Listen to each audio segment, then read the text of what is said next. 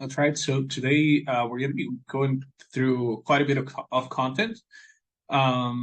Just yeah, like there's going to be quite a few things that we need to go through first in order to be able to get to the end goal of writing some parallel code. And before we get there and before we start, as I've had up here in the slides, so we're going to be using some content. All the content is available at this link. And the content will be available, like this link will expire on November 5th. So if you want to download it, anytime between now and then would be a good time. And yes, that's one thing that I wanted to mention. The second one is there are kind of like two requirements for today's session. The first one is that you're familiar with Python. So first, I wanted to bring that up. If you're able to put in the chat, how well you think you know Python. If you think that you know it very well, like how much experience you've had with it, that would be awesome. So that would be the first question. Because once again, like in this course, we assume that you're pretty familiar with Python and you know how to use it, how to use packages, maybe even virtual environments. So that would be the first one. Yeah, feel free to also react with maybe the thumbs up if you're familiar with Python and you know it pretty well, or thumbs down if maybe you feel like you're still very new to it and there's still things that uh, you know there's still a lot to learn. Um, awesome, it's good to hear. And the second question is more around the, like HPC using, in this case, we're going to be using Frontenac cluster. So the second question would be, how familiar are you with the cluster, with submitting jobs using Slurm, logging in? Awesome. That's good. Great to hear. And I guess the final, I mean, awesome. So in that case, I'll assume that accounts are good, access is good, everything is good. And with that, I think I'll just close this from here. And I'll just switch places. So today I think that for simplicity, I'll be using, and I just want to make sure I pull this up first. Should have content right here. Perfect. So there's a few ones that have kind of like repeating information. So this one is on how to access the Frontenac cluster. I'm going to be using this login.cac.quincy.ca, and I'm going to be using Jupyter Hub. The reason why it's just because I think it makes it a bit more, and yeah, this is the right account. It makes the entire experience a bit more simple, I guess, in the sense that it's going to look the same for everyone if you're accessing through the same browser and everything, opposed to different systems. And I also like having a panel here with files to be able to create them more intuitively.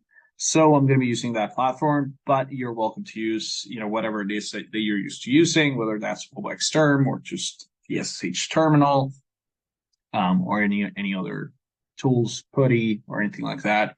So this piece of content is just, if you're still pretty new to it, walks you through the entire process of actually accessing the cluster. And I'm going to also assume that you probably worked with lmod using the module list or module load. So that's going to be this is assumed that you have some experience with it. If there's any questions or there's no experience with that, I'm happy to cover a little bit of that. And And then there's a small section on Python. So typically, what happens when you load. In this case, we're going to be using the module called MPI for PY, which MPI for PY is also the name of the actual Python package that we're going to be using to interact with MPI, which is something we're going to be learning about very soon. But yeah, so here's a quick example on loading, for example, MPI for PY. In this particular case, when I loaded it, it gave me Python 3.5 by default. I think this is no longer the case. I think now it does 3.7 by default, and it's different new the MPI version 2 that it loads up. Then I'm creating a virtual environment using virtual env, and I'll walk through this in a little bit. But this is just kind of like walking through that.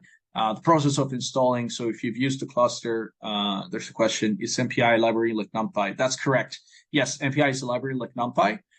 Now, it's just important to know that opposed to doing something like pip install MPI, you 100% want to do it using the module that's created, that's already available, because it's in a cluster configuration and it has all been kind of like sorted out so that it works.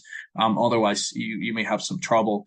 And if you work with a cluster, then you'll know that when you install stuff like NumPy, it's going to install a special version, right? Like in this case, the Compute Canada, which is now called the Alliance. So you're going to be seeing differences like that, which if you're familiar with that, same thing applies to what we're going to be doing today. And then, as always, you have the alternative of if you don't want to create a virtual environment, then you're fine to install stuff using the -- user and -- no index. And that will kind of like just throw it in your user account instead of creating a dedicated virtual environment. And then I think I just have, how do you run the script? This is all basic stuff. That in theory, it's expected that you know it. If you don't, let me know, and I'm happy to spend a little bit more of this. But I just wanted to quickly and briefly kind of like go over that. And the other expectation here is that you have some experience using Slurm. And so if you recall, right, you're going into the login nodes, which is what we're going to be doing here. And then you're submitting your job. Slurm is the one that figures out when and where it's going to run. And then we have a bunch of worker nodes that actually do all the work. I'm using MPI CH for parallel computing. It's MPI. Okay. Excellent question. MPI CH, is that I would love to hear, what programming language are you using with MPI CH? So MPI for PY is kind of like the implementation for Python, essentially. So we're going to be learning soon that MPI is just kind of like a protocol. And then there are different libraries that implement it for different programming languages.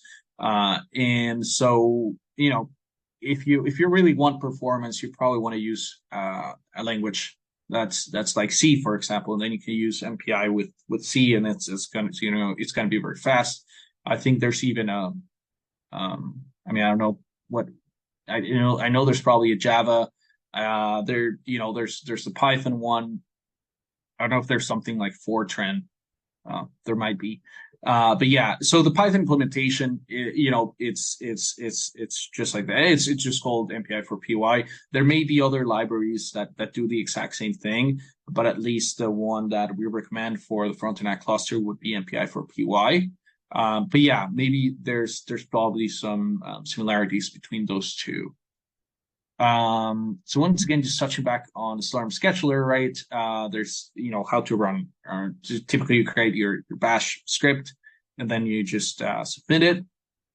We'll have to see the directives that we'll need today.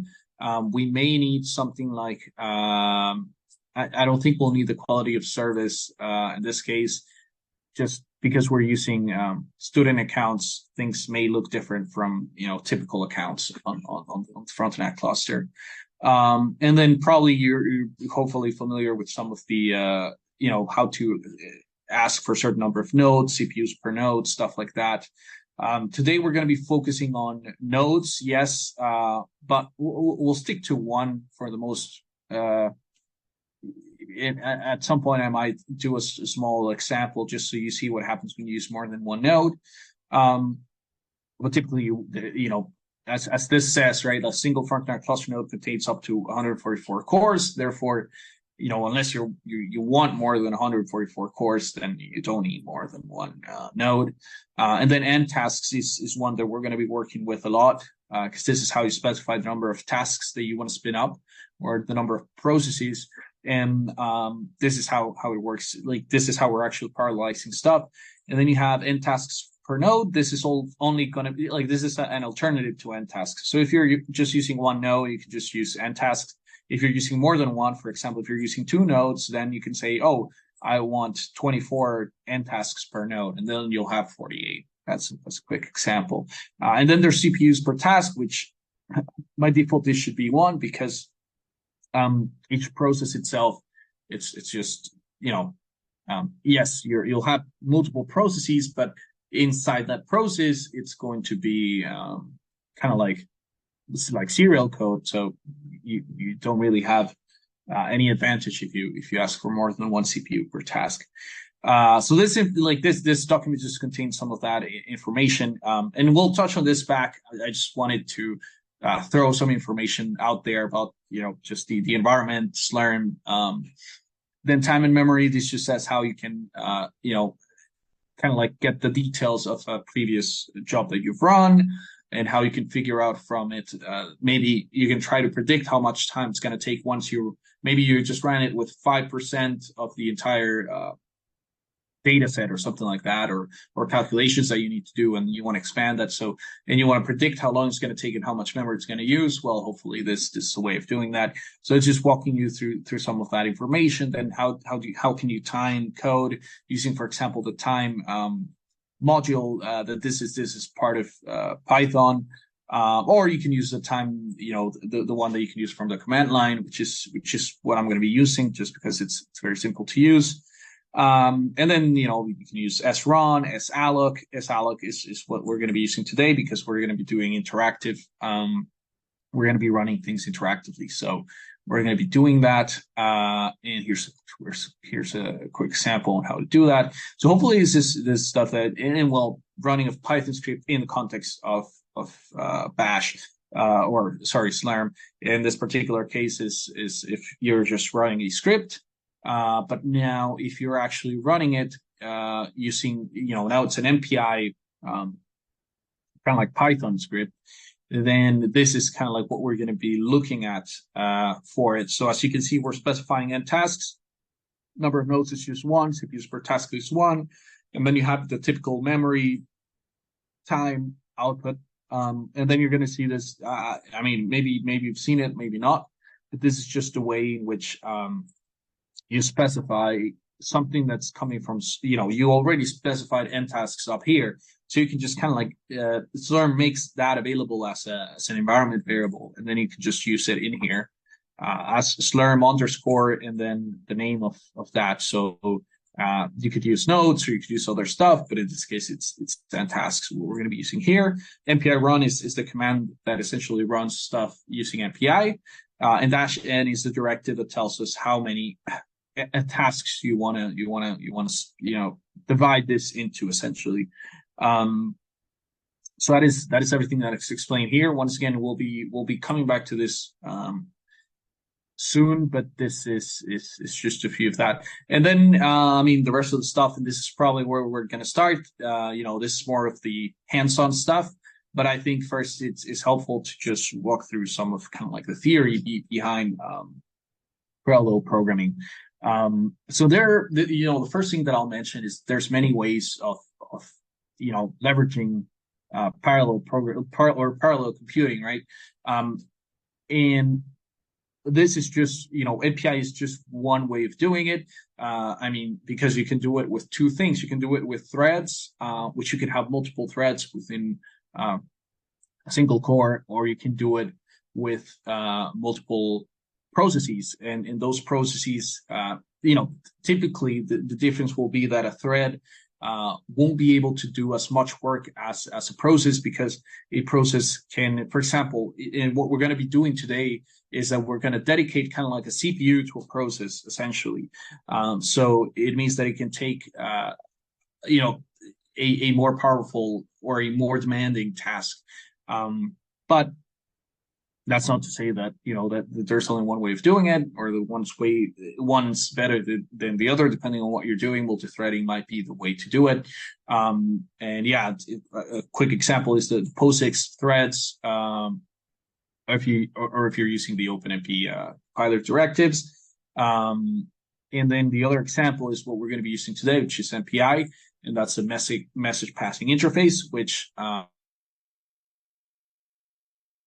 as I explained, it's just kind of like a standard or a protocol, and then, you know, the implementation. There's many of them for different languages, depending on how you want to use it. So maybe the very, you know, logical place to start is with the concept of parallelism, which essentially it means that you're doing multiple things simultaneously. Now, there's something here important, and I like to point this out here. So, you know, from the Wikipedia, right? A type of computation in which many calculations are carried out simultaneously, operating on the principle that large problems can often be divided into smaller ones, which are then solved at the same time. This is an important thing, because we're going to see how in real life that is not always the case. When we learn about scalability, you're going to see that coming in. Now, there are certain key points here in an important thing. In the traditional sense, you know, in just when we're talking about purely parallel, there's kind of like this requirement, which is that subtasks in a parallel computation must be independent of each other. And sorry, I think there's just a quick question here. I use NWP model in my research, and I have used MPICH for parallel computing. Can I replace MPICH with MPI for PY to run my model? I'm actually not familiar with the like the thing is, I actually don't know like what is MPI for MPICH. So portable MPI, okay. Yeah, it looks like it's using different languages. The C and C++. It's for C++. Yeah, you see the Wikipedia. Go up. Oh, right on the one? right side. On the right side. Because what it might be is that it's just okay. performance weighted portable implementation. Yeah, so there you go. So it's an implementation of MPI. So it's the exact same thing. As I mentioned, like MPI for PY is just the implementation for Python. If you're using Python as a programming language, then you'll want to use MPI for PY. If you're using, you said this is for C++, Tam? In the Wikipedia, the previous page, right? It looks like it's a C++. Go back. Yeah, on the right side. No, not down. On the right side. Like Wikipedia? Yeah, I think somewhere you're talking about the languages. Channels, derivatives. Does it say so? Okay. It does, written in C89. It said programming languages, C, C++, Fortran. Programming languages. Okay. But, yeah. Yeah, it doesn't show it here. It just shows it. Yeah. Can you, like, right now, what programming language are you using for MPICH? Let's see. Page. She mentioned I use MWP model.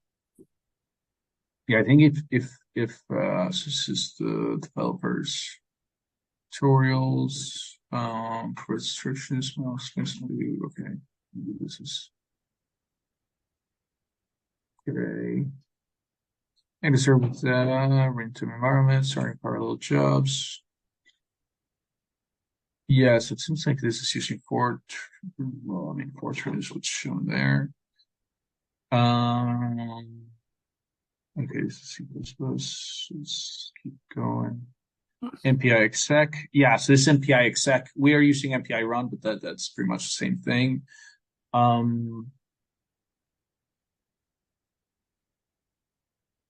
I'd love to, yeah, like this is,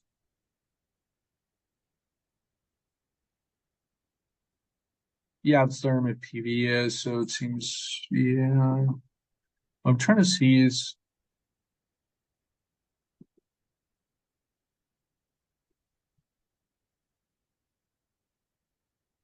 what I'm wondering is if this is an equivalent of OpenMPI, though.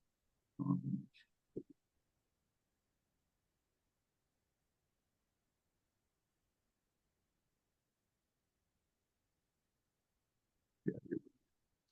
for implementation.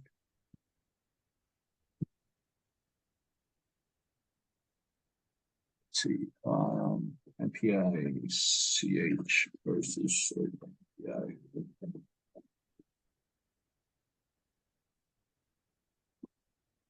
Yeah, so I guess these are comparable. It's supposed to be high quality reference implementation of the latest MPI standard and basis for derivative implementation to meet special purpose needs. Open MPI targets the common case both in terms of users. Yeah, what's the difference between open? Yeah, okay. So this is actually not exactly. I mean, this is meant to kind of like to run it on your resources. So I'll show you something real quick here. If I pull up a terminal, um, and I think by default it's loaded. Yeah. So OpenMPI is what's used at least on our cluster. I can see if there's a module spider. Spider open, MPICH. It just seems to be a different implementation. But yeah, I mean it's there. It's an open source yeah, MPI 3.0. Okay, so this is implementation of 3.0. Okay. Or possible multiple. Okay. Yeah. So I mean, what you're comparing here is you're comparing OpenMPI versus MPICH. That's what you're comparing here. Versus what MPI for PY. This is the implementation for Python to use. I believe it should be compatible with MPI CH or OpenMPI. So yeah, so I guess I mean you could decide to use MPI CH. But this MPI for PY is a completely different thing. Like the way I would like to compare it to is kind of like this is kind of like the runner for it, the what's executing it essentially. But then MPI for PY gives you the more like like the capabilities to actually do the programming, to do the parallel programming inside the code. Yeah, so it's just implementation. It's just a runner for it. Yeah, that's what it seems like. Awesome. And I thought this was in a yeah, I was meant to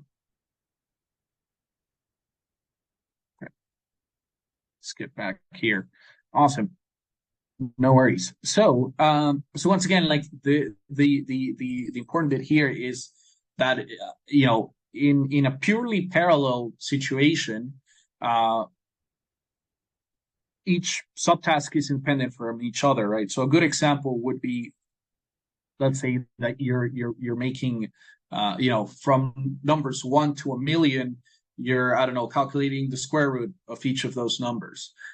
This is something that you can each computation doesn't depend on the other, right? Like computation of the square root of 3 doesn't depend on the square root of 9,999, right? So in those situations, that's a purely parallel computation. But the situation is in real life, right? Is that in some cases you might actually want to have some communication between those different processes. Maybe you're doing a compute step, right? And that compute step happens in parallel, but then you have the next step is to kind of like maybe combine certain pieces of data or bring them together in order to do the next kind of like compute step. And we're going to see an example of that later. But that might be a situation where you need more. You're talking about a more complex case where you kind of, yes, you want to do parallel, but at the same time, you want to have some communication between processes. And that is really where MPI shines and when it becomes really, really useful. Now, the other thing to mention here is that MPI is very low level in the sense that you have pretty much control of every communication that's happening between processes. And yes, they've created some kind of like simplified, which we're going to be learning about soon. But if you want to gather and we're going to see or broadcast, or we're going to see, but there are some collective functions which we're going to be learning about, which simplifies some of, whenever you want to do a lot of things, like everyone is doing something at the same time.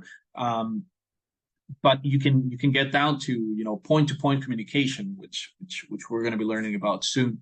So MPI, that's where it really shines, where you need a lot of control over all of that communication and in a parallel world, essentially. But once again, as I mentioned, there's many ways of doing parallel. I already mentioned briefly the multi-threading, but the other thing that you can do is, for example, in the context of Python, right?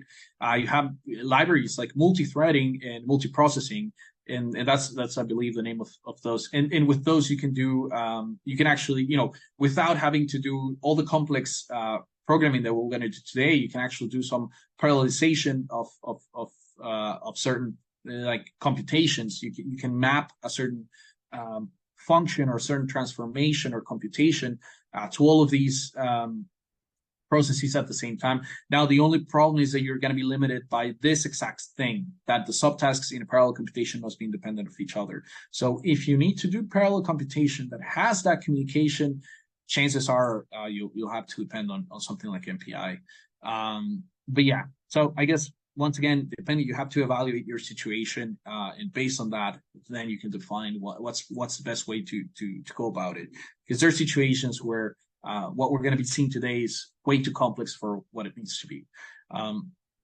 So continuing here, here's just a quick example of the difference between serial code and parallel code. Typically this is just serial code. You're just running a normal Python script. That Python script runs in a process, and hopefully that process runs in a CPU. And typically the system is the one that takes care of processes and deciding which cores are going to run what. So what you really, in a parallel world, you build your parallel code, then you determine how many processes you want to split your code into, or how much you want to parallelize it, and then the system is the one that figures out how to, the low level directives of which core is actually going to perform which process. And technically you can spin up as many processes as you want. Even you can spin up 8 processes and parallelize your code into 8 different processes with only 4 cores, or with only 2 cores, or that 1 core. There's got to be differences in time, right? But the assumption that we're going to be using today is that we are going to dedicate 1 core per process. So if we want to split our code into 4 processes, then what's going to happen is that we're going to ask for 4 cores, so that in theory 1 process has a full core available to it. That's not necessarily what's going to happen, but that is going to be the assumption that we're gonna make today. So here's a quick example of a serial program, and this is actually what I just kind of like briefly mentioned. The example of, let's say we want to calculate, what's the square root of all the integers from in this case, I think we're starting from 1 all the way to stop plus 1, which would be 1 times 10 to the power of 7. So that is the big number that we're going through.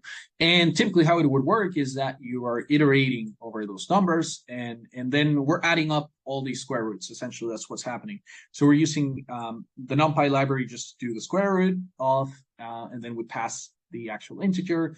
So it goes from 1 all the way to 1 times 10 to the power of 7. And it's adding it up on this total variable. And at the very end, right, you have the sum of the square root integers is up to, and this will probably be some big number. Not as big as this number, but a big number.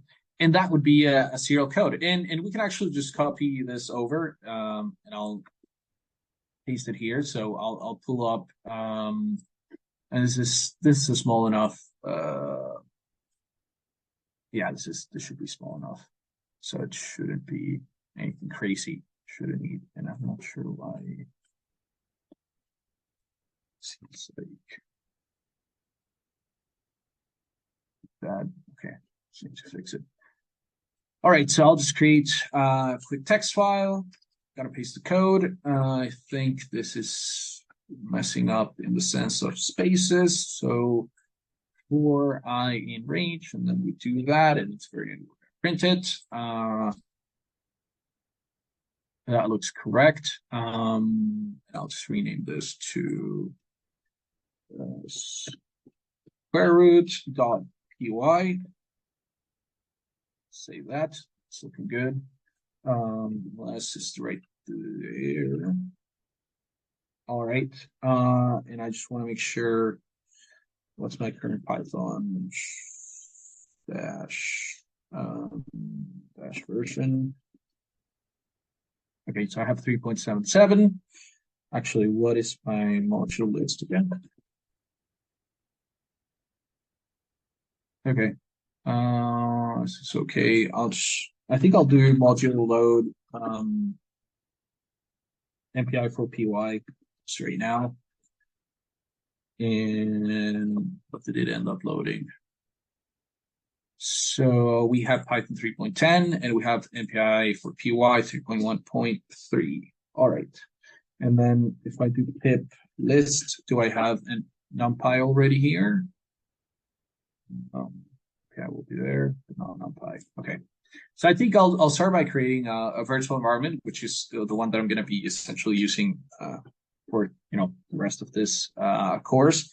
So if you've never created one, it's virtual env, and then you give it a name. In this case, just venv, and I'm just putting it on my home directory. I'm not putting it anywhere else. So it will take whatever version I'm currently using, which in this case it seems to be 3.10. And it will create, and this should show up here, a folder which contains the entire kind of like the environment. So anytime I want to install something first, well, anytime I want to use it, actually, I need to load it. I need to activate it. And the way that works is by using source. Then I go into venv, then activate, and now it's activated. And you're going to see that by default, it kind of like inherits, yeah, there we go. So it just has kind of like all the basic libraries. And then I can do something like pip install NumPy. And because I'm part of this virtual environment,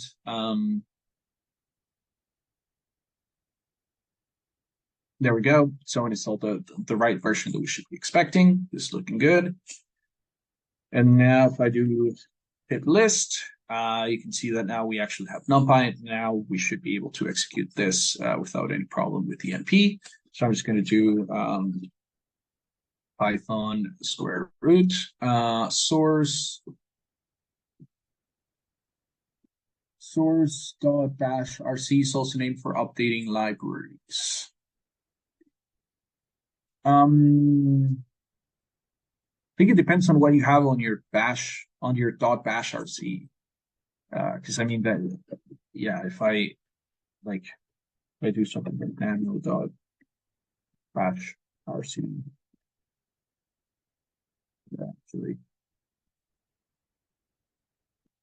spell it correctly. Yeah, like I guess it depends on what you have here. Yeah, like if you have your own aliases or functions or stuff like that, maybe. But I think by default, at least in mine, I'm not sure if it would. Um, so with that, I can run Python square root, and it will take. And actually, what I wanted to do, rather than just run it, I really wanted to time it. So I'll just kill this, and I'll just do.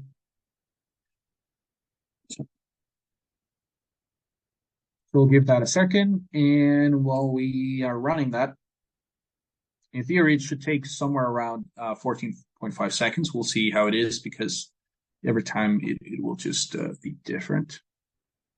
This looks correct. The stops there.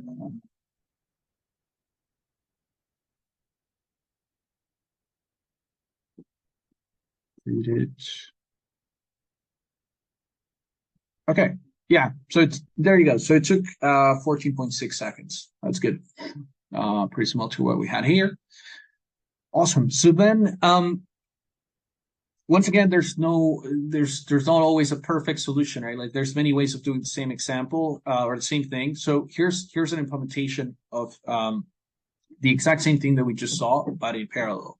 And before I start explaining what everything is, I just kind of like ignore some of this stuff. I think the important thing here is the concept of rank and size, which we're going to be learning about soon. But the concept of rank is, and this is really where it starts to get complex, right? Like the complicated bit is that you're running the exact same script. Let's say that we're going to split this into two processes. Obviously, we want it so that our program doesn't, we want our program to be dynamic in the sense that we don't want to tell it explicitly, we don't want it to have hard coded how many processes should it split the work into. Typically, for simplicity, we stick to powers of 2. So maybe we decide to parallelize into 2 processes, 4 processes, 8 processes, et cetera, et cetera.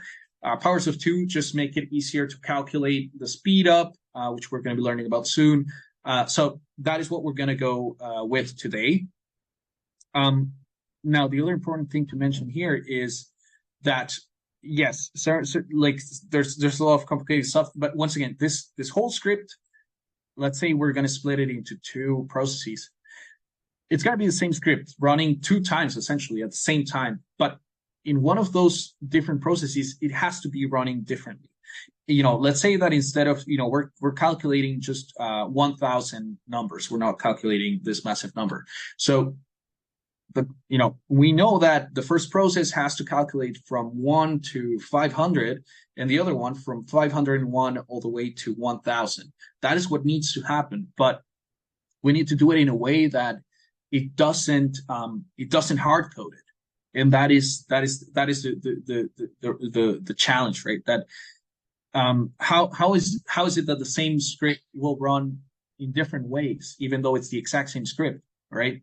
And so that magic, it's not really that magic. It's just some clever code, but it's through the magic of knowing what rank and what size this particular script is. So rank, it's basically an ID. So in the concept of the 2 processes that I've described, the first process will be called process 0, and the second one will be process 1, meaning rank 0 and rank 1.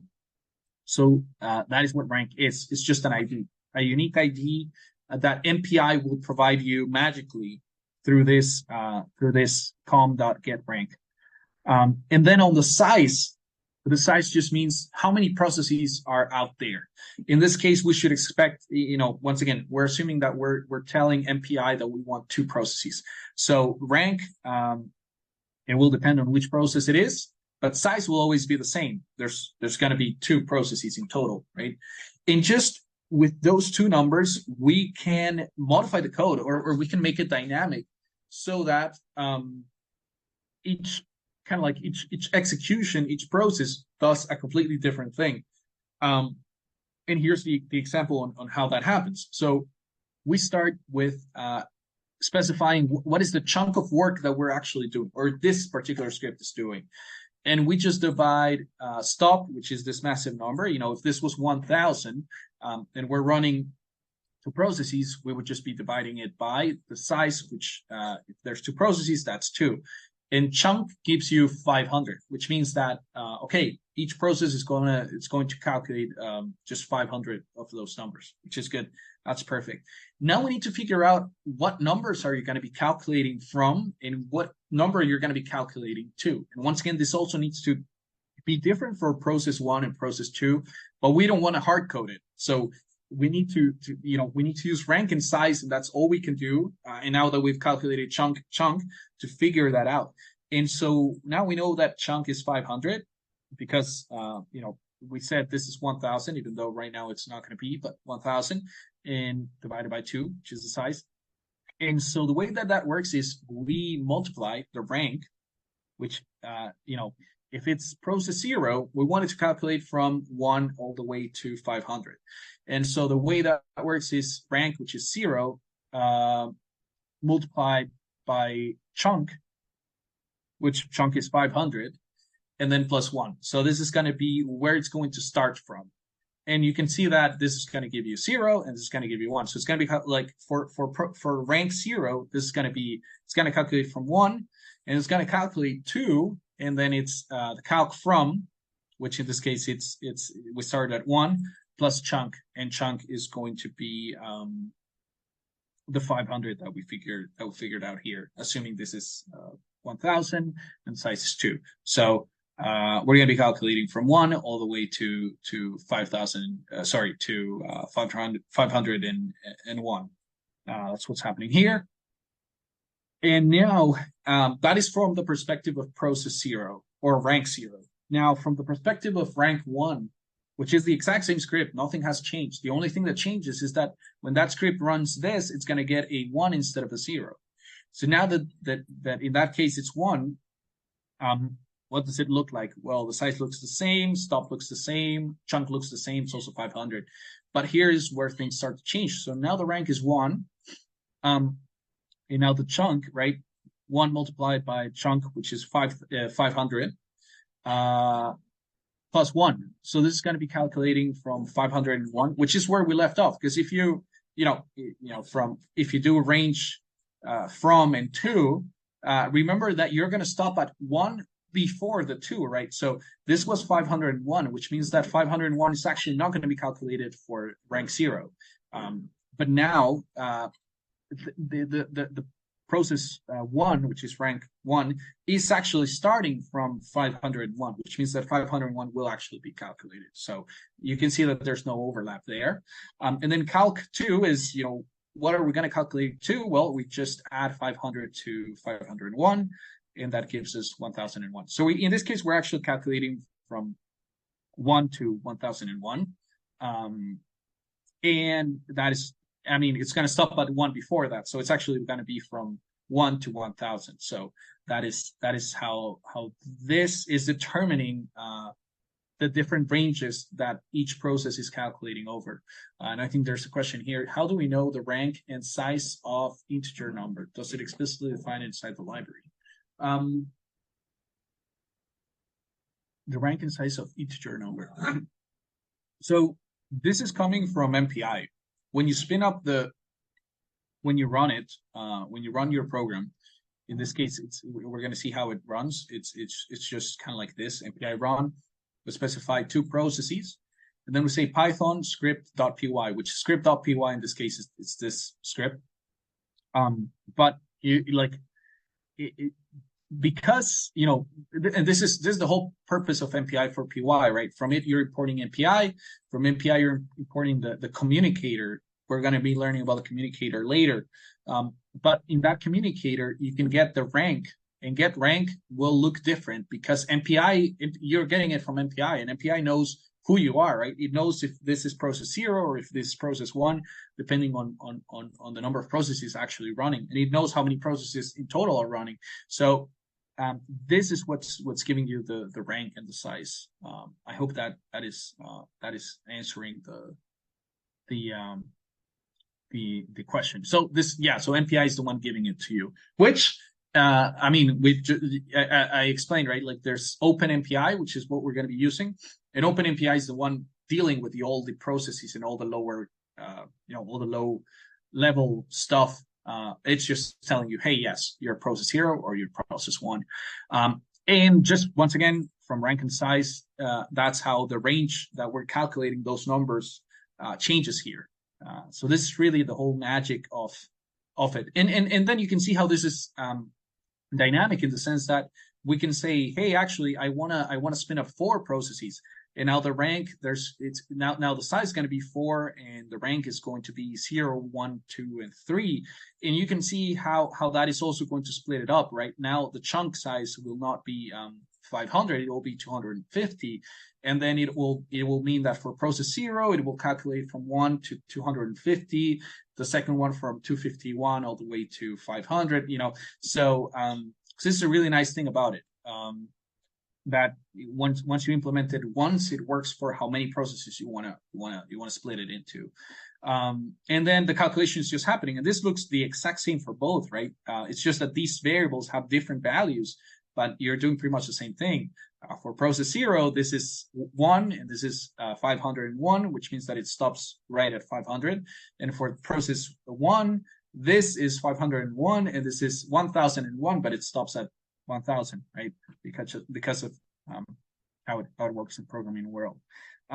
So they do their own calculations. They come up with their own totals, because remember, each process is doing this individually. So each process comes with its own calculation of the total sum.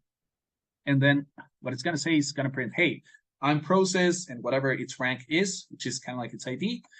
And I calculated square roots from, and these two numbers should hopefully look different. And I'm deducting 1 here, just because if you recall, right, as I mentioned, it's going to stop at 1 before this. Therefore, that's why I'm removing it so that it's more accurate.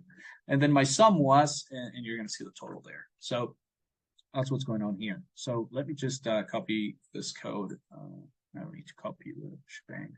This should be good enough. Besides me. It allows me to. There we go. Let's copy that over. We're going to create, this is going to be called a parallel. Or actually, okay, let's go with that. Py. So it's just a normal Python script. I'm just going to spread things out a bit. It's just this loop, so that goes inside. So there you go. So once again, this is all the MPI stuff. This should be from. And then everything that we've just explained. I'm just going to save that. Once again, like this is small enough, so I'm not going to bother right now with running it on the cluster, just because it's a small enough job, so it shouldn't hurt the CAC login in any way. So what I can do is just and maybe actually I'll time, and it's going to be MPI run. Then n is going to tell us how many processes. We're going to say 2 for now. And then what is it that we want to run? We want to run Python parallel.py. So there you go. So similar. This is pretty much looking the same thing. It's the same. The only stuff that we're adding is the MPI run, and then we're using the same time just to see if the time is different this time. In theory, right? The theory tells us that if with a single process, if it ran, if it took 14.6 seconds, in theory, when we run it with 2, it should be half, so it would be 7.3. That is the theory. Now we're going to see what happens when we actually run it.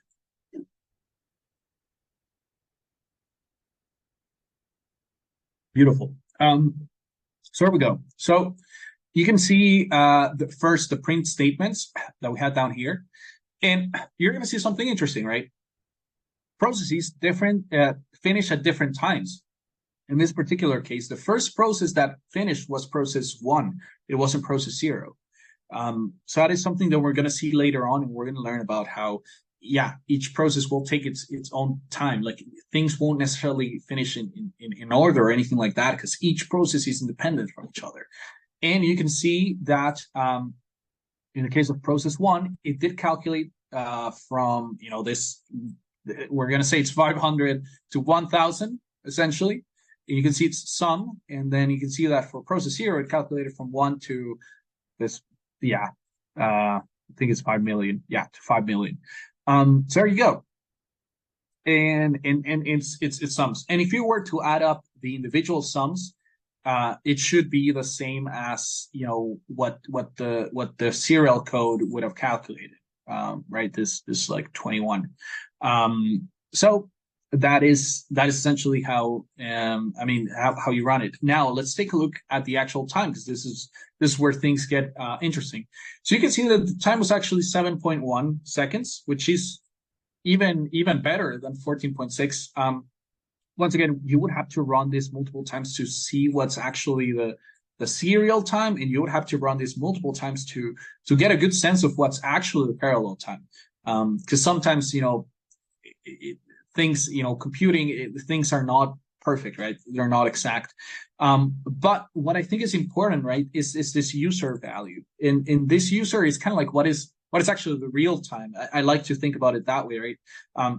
This was the parallel time, but each core was running its own processing. Like in the end, these two numbers should be the same, in the sense that the calculations were the same, right? Like the amount of power you use was like everything is the same. The only thing that you really saved, on was time. But in terms of power being used, in this one we only used one core. That's but like just because of how it's just because of how the world works, right? Like energy can be created or destroyed, just changed. It's kind of the same thing. It seemed like magically we saved time, but really it's just that it ran in a different way. But the amount of power used, the amount, like everything, all of that, pretty much like didn't change. That's the idea here that I want to convey. That work is still being done, and the only thing that you're saving on is time, but it's only because of the way it's being executed, not because you're magically doing something crazy or special that goes against the laws of physics. So that is a quick example that I want to walk through. And soon we're going to have a break here. Hopefully you can play with this. Once again, hopefully you've had access to this and you can run it. And I mean, you can feel free to scale this up, run it a few different times to see how the time changes. Something that we didn't see this, and I was hoping that maybe that would happen sometimes. In this we're going to learn about soon. But essentially, you're going to see that in this case it scaled better than linearly. It's a very isolated situation. You need to run this multiple times to figure that out. But just going off of these two numbers, we scaled way better than it should have been, right? Instead of 7.3, it was 7.1. But what you're going to see sometimes is that, maybe this number would actually be 8 or something like that. And the reason why is because there is some overhead that comes from using MPI, especially if you're using more than one node. Because the communication between cores within a same node is going to be quick enough, but then communication between cores in separate nodes, there's a communication kind of like overhead that's happening there. That's going to slow things down. And I mean, the MPI run has to set this up, right? It has to set up the two processes, spin up the two processes, and then at the end, kind of like kill those. Like there's some extra steps that MPI run needs to take in order for everything to actually happen in parallel. So that also can cause some overhead, which in this case it seems like we were not able to see it just from these two examples, but something to keep in mind. And we're going to be learning more about that very soon. But I just wanted to throw that out just so you kind of like keep it in the back of your head.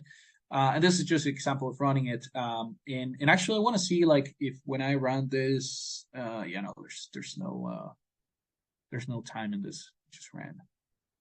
All right. And then there's the explanation of size, rank. Perfect. So I think I'll just cover a few items here, and at 10:15, we'll take that break that I mentioned. Um, so first thing that I want to mention is load balancing. So in this case, I mean, there were only two processes. But if there were a bunch of processes, you're going to see that they're not going to finish at the same time. They're all going to finish at different times and not necessarily in order. And the reason why is because each process is running independently. And that is why load balancing is important. And we're going to, I guess it depends on the problem you're working with. And this is why it's really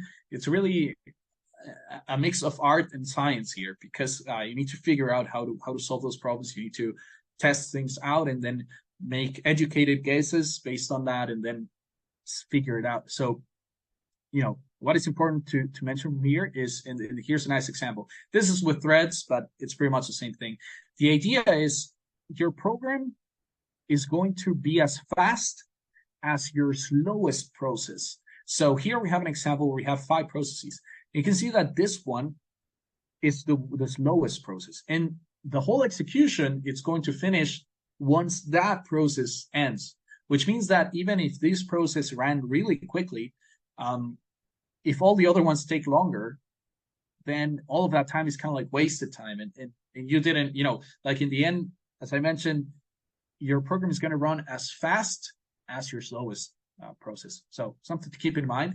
And this will play out, for example, I'm not sure if you're familiar with the Mandelbrot set. If you're not, it's okay. Don't worry about it. But here's a good example of it. I believe I saw this example because I actually remember testing it out myself. But essentially, you're computing all these numbers, and I believe the numbers that are in black, when you calculate, this is using real numbers and imaginary numbers. And when you calculate those numbers, it's going to take longer to calculate them than whatever is in white. In white, like essentially, the execution finishes very quickly because that is what the whole Mandelbrot set is about. You're kind of like performing a bunch of computations iteratively. And if that number exceeds a certain value after a certain amount of iterations, then you say, yes, this is part of the Mandelbrot set. And if it exits out very quickly, like say on the 5th iteration or 20th iteration, then you say, no, it's not part of the Mandelbrot set. That's how you calculate it. So essentially, whatever you see in white, any of these values are very quick to calculate, and the black ones take longer. And so if you had, let's say that you split this into 2 processes, and let's say that because of how you're calculated from -2, let's say that instead of going all the way to 1, you're calculated from -2 to 0.5. So more or less, it's going to be split in half. That's what I want to get at. Let's say that you're splitting this into 2 processes, and one process is calculating everything on this left side, and the other one's calculating everything on the right side. So what hopefully you can start seeing is that process 0 here, right, which is calculating all of this, it's going to be really quick because it only has to calculate all of these black numbers, which are the ones that take the longest. But then there's a lot of white that it can calculate very quickly. Whereas process 1 is calculating a bunch of black stuff, a bunch of like the numbers that are in black, but then also just a few of the white, which means that process 1 is going to take way longer to calculate all of this versus process 0. So this is a quick example of, then you're going to see something like the example we have right here, where, process 0 is going to be super quick, and then process 1 is going to take, this is going to be worse if you look at it here.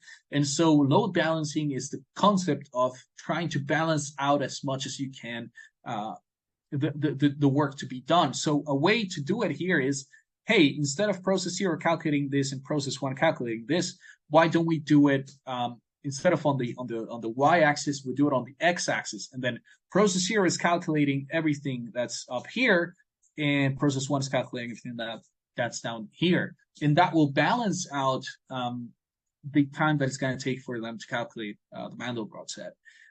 So that is the type of stuff that you need to play with. And you need to, and we're going to learn about the different ways in which you can split the work among different processes, and why would you want to choose one over the other. But this is just a quick example that I thought I would bring up that explains why it's important, like where load balancing is important, and why you need to test this out, right, to figure out and to learn about it, and why it's important to know, to benchmark your code, benchmark each process, and how it's doing and how fast it's calculating stuff. But awesome. So that is a little bit of on the concept of load balancing. Here's an example of how you can benchmark your code using time stuff inside Python. And here's an example of the square root sum, actually, but now we're seeing how long it's taking for each process. You can see 3.2, 3.3, 3.4, 3.6. Close enough. This is it's fairly balanced, so maybe you're okay with that. But depending on the problem that you're doing, you may see bigger changes, and then you need to find a way to solve that and rebalance things. So, and once again, like notice here we're running 4 processes. 2 is the first one that finishes. 0, 1, 3. There's no particular order. Things are just running in parallel. Awesome. So with that. Yeah, let's just see the same example. Right. Awesome. So then when we get back, we'll talk about scaling in Amdahl's law. So we'll get to that fairly soon. Ready. So we left off just doing some examples here of running things in parallel and what happens to the time.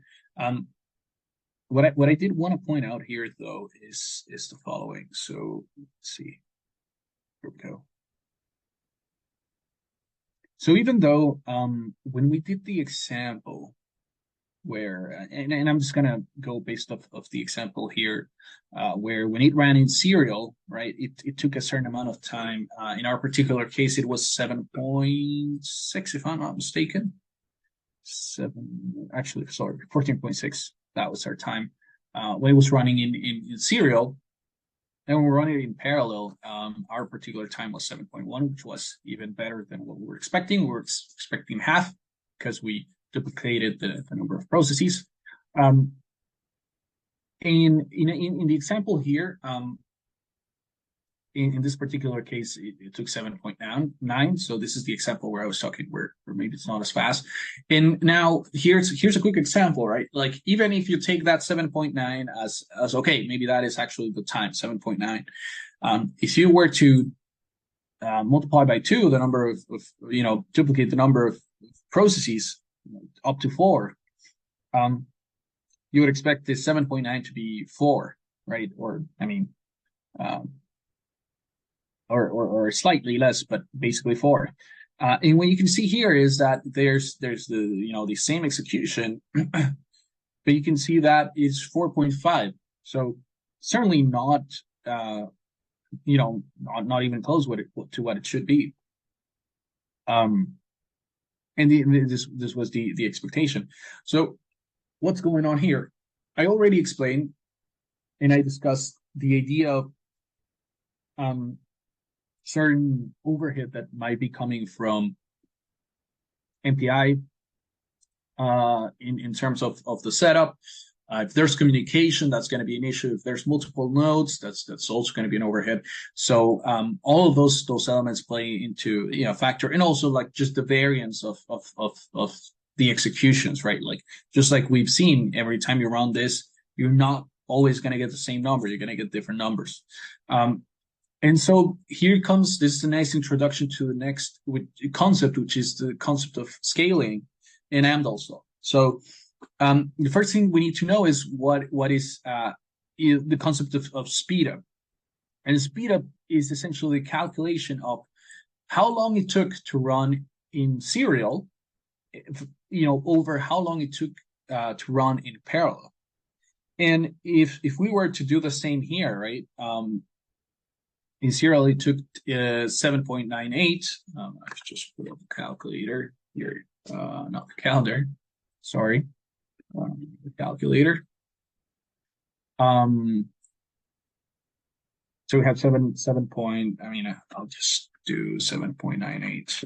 I'll divide that by, we got in, actually this doesn't work. We need to go back to the original one, which was 14. We'll take ours, 14.65. 14.65. And okay, 14.65 divided by, and we'll take first the two that we when we did two here, we got 7.98. 7.98, that gives us a speed up of 1.83 when we should expect a speed up of 2, right? That would be the expectation. So it's a little lower than that. And if I can do, again, 14.65, this time we're going to divide it into one, we should expect a speed up equivalent to the number of cores that we, divided it into, which is 4. And this time it will be 4.59. And our speed up here is 3.19, right? So this is really, it's not even, the other one was kind of, but this one is not even close to 4, which and I mean, from these two examples, actually, what would happen if we keep doubling this number? We should see that speed up become worse and worse and worse, up to a point where that speed up doesn't increase. Like, you can throw at it however many processes you want, but it's not going to speed up more. And that is where we need to introduce Hernandez law. So whenever you are scaling perfectly, in the sense that if you're using 8 processors, you get a speed up of 8, then that is called ideal or linear scale. And typically that can be achieved, whenever you're using just a few processors, you can get that. But typically what happens is, as that number increases, you're going to see the speed up that it's not going to be able to keep up with it. It's not going to be able to keep up with the number of processes that you're running. And there are, as I explained, multiple reasons. And what I explained last time was the concept of overhead from network, overhead from MPI, et cetera, et cetera. But what I want to introduce here is that there's actually another potential reason. And that potential reason could be Hernandez law that's kicking in. And why, Hernandez law? The reason is, we can just go back to our code. The question here is everything actually parallel? And the answer is not really. I mean, yes, this is where we're actually doing work, and when we're actually parallel, doing the parallelization.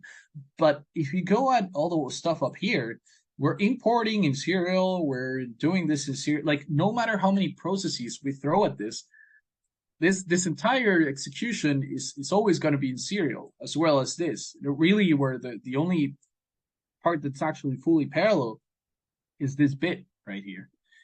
And that gives us some important information. It means that no matter how many processes we throw at this program, we're going to be able to lower the amount of time that it takes to do this. But all of this other stuff, there's no way. And that is where Hernandez law it's trying to explain, essentially. So take a look at this is the formula, and I mean, it looks more complicated than I think what it really is. Like, and I think actually it's not being displayed correctly. Yeah, but essentially, FS, that is the important bit, is the fraction of the code that's serial. So let's say that this entire thing, as we've said, it takes 14.6 seconds to run. If it takes 14.6 seconds to run, let's assume that 14 seconds is this. and there's 0.6 seconds taken for all of this. It means that when you're splitting, the parallel code, whenever you're throwing more cores at it, you're splitting that 14 seconds, but that 0.6 will always remain, right? It's in serial. So that is what this is doing. Fs is the fraction that's in serial. 1 minus Fs would be the rest, that's in parallel. And the only thing that's actually being divided by P is the number of processes, is the parallel part. So then you always have to end up adding those two. And then I think this is meant to be to the power of -1, if I'm not mistaken. And then that is essentially the maximum speed up that you will always that you always get. And so that is kind of like that's it. So here's a quick example. For instance, if you have two processes running in a half serial program, right? So half is serial, half is running in parallel. You end up with a speed up of 4/3, even though you'd like it to be 2, because no matter how many, you're never going to be able to do better than 1/2, right? And that's it, right? Like imagine you throw an infinite number of processes at a process, at a code that's half serial, half parallel. Eventually you'll get rid of all the parallel part, but the serial part will always remain there. So you'll always have 1/2 as you won't be able to get rid of that 1/2. And here's I think a chart is probably the best way to represent it. And here we have the approximation. The serial fraction is approximately 0.72. This is a bad example, right? It says that most of the code, most of the program is actually serial, and only a very small portion is in parallel. And what happens here is, and you have three. And first we'll focus on the speed up. So down, so on the left you have the speed up, and then I believe this is meant to represent it says efficiency. But I think this is meant to represent actually the number of cores, because you can see that you start and at the beginning, I mean from the get-go you're not going linear, but very quickly you see that there's no way that you're going to be able to have speed up greater than 1.4. And the same thing happens in time, right? So yes, at the beginning you throw more cores at it and you're speeding up in terms of time, but it comes to a point where no matter how many cores you're throwing at it, your time just won't be better. So that is what this is representing. So it's the important thing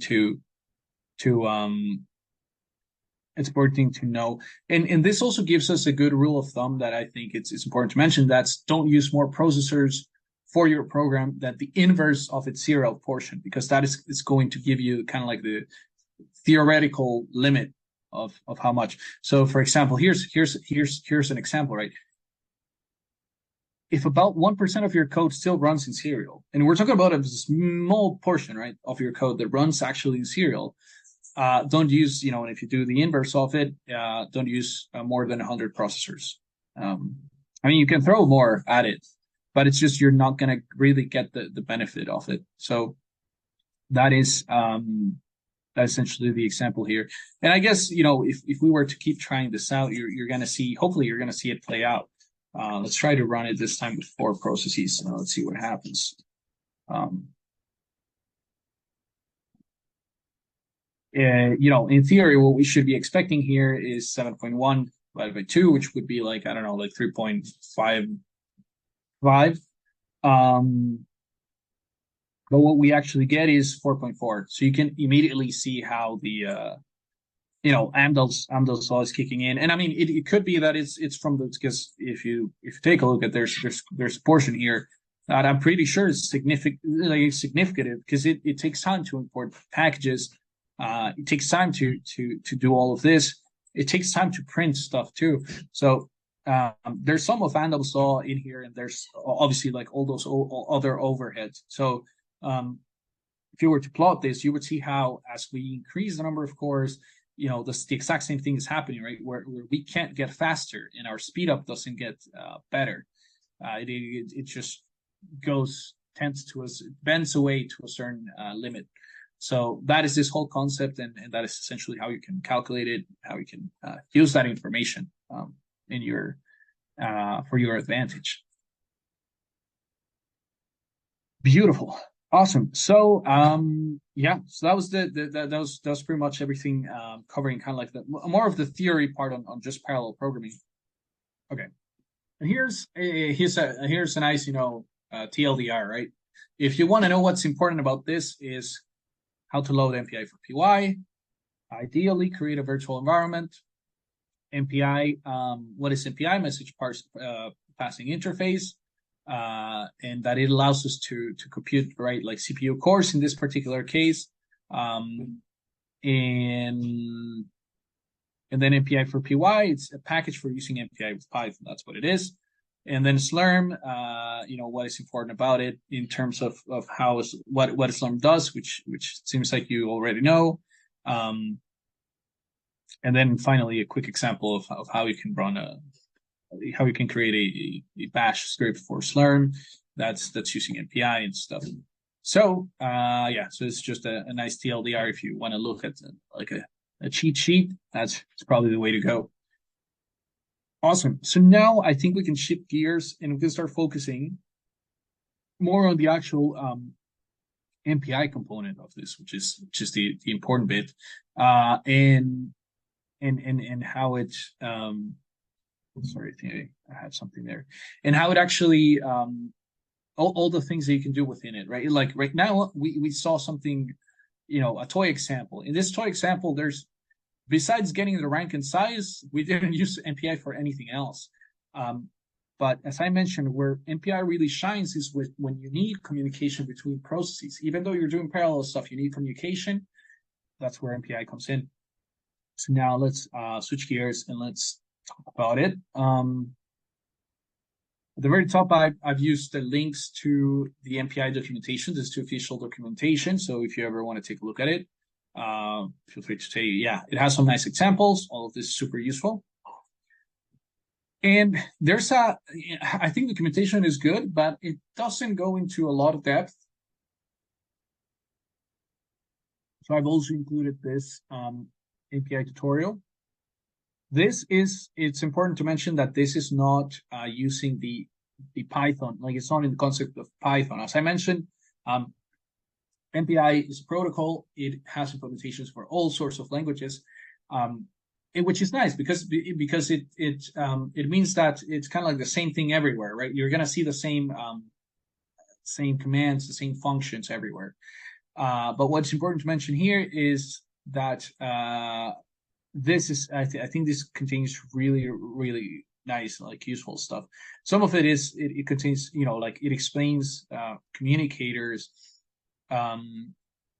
It goes just in more depth, like what is the concept of a group if you want to go with it. And we're not going to be playing with this. This is outside of the scope of today's workshop.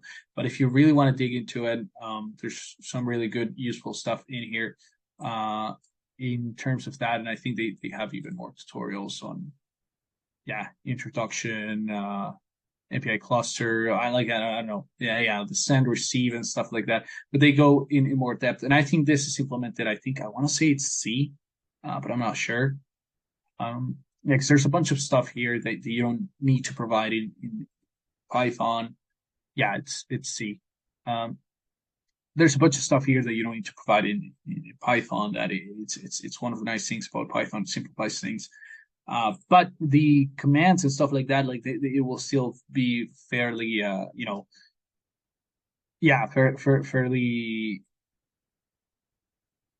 fairly useful because it's gonna be pretty much the same stuff. So really useful resource. Thought I would mention it, and it's included in there. Awesome. So MPI was originally designed for Fortran and C. There we go. So then it was then a C++ version was added. There you go. As I mentioned, there's also for Java, and eventually it made its way all the way to Python, using the MPI for PY, which is what we're using today. And as I mentioned, there's a lot of things that you don't need to specify, because like MPI for PY will take care of it, and will simplify it. So I think that it's a great place to start if you want to get started with MPI. And a lot of the stuff you learn here with Python, it's going to translate well if you then decide to go to C or C++, which obviously it's going to run faster just because because you're running C and C++ versus Python. So some stuff to keep in mind. So the first thing that we need to talk is about the concept of a communicator. A communicator, the way I like to think about it, it's kind of like a group of processes, essentially. So whenever you spin up 8 processes, all those processes, ideally you want to keep them in kind of like so that they can talk to each other. The concept of a communicator is that it kind of like links all of them. It allows them to talk between them, everything that's inside that communicator. And there is a default communicator that's created by MPI, and that's the world communicator. So whenever you don't define a communicator, it just gives you this COM world, and any process that you define is going to be there. So it's a great place to start there.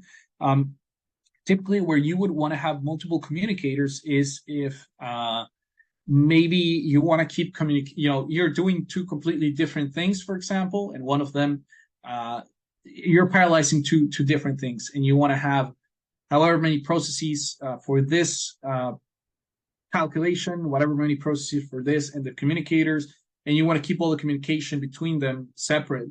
And those would be situations where you would want to create that type of setup. Like once MPI just gives you a lot of freedom to do whatever you want, but for what we're going to be learning today, and for many situations, COM world is all you're going to need. Just having all of the processes in the same communicator, and they can all talk to each other. That's typically going to be what you're going to do.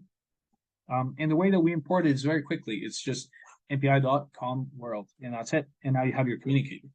So then we already quickly learned about rank and size, and so these are the functions. You need to use them with a communicator, right? So we're using COM world, and from that communicator, we're getting the rank and the size of this particular whatever process is currently running. If you have more communicators, then you have to use that other communicator and get the rank for it. Like, it gets a bit more complicated, but that's, depending on what your setup is. In this particular case, COM world, and you just get the rank. Very simple. And with that, we can talk about point-to-point communication, which this is kind of like the first place to start. Point-to-point communication means talking between one process to another process. And that will happen in a few different ways. Now, there's 2 variations for each one of this. So you can see send, receive.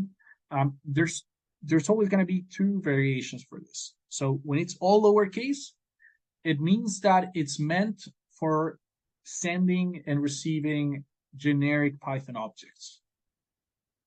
Now, because a lot of times you're doing some complicated work or like computational work that's that generic Python stuff won't do it. There's actually implementations specifically for NumPy arrays and PEP 3118 buffers and stuff like that. But NumPy arrays is basically all that matters here. Ignore that. And whenever you see that it starts with an uppercase letter, so instead of send all lowercase, S uppercase S, and that's send, that means that it's meant for NumPy arrays. And it's going to be important. You're going to see why it's different. But yeah. So with that being said, let's take a look first at the send and receive. So send and receive, it takes 3 arguments. The first one is the object. So what is it actually you want to send? This can be a dictionary. This can be a number. This can be whatever you want. That's a generic like Python type. Then you need to specify what's the destination of where you're trying to send this, and this is going to be the rank. So it's going to be a number, it's going to be an integer from 0 to whatever is the size of the entire all the processes you have.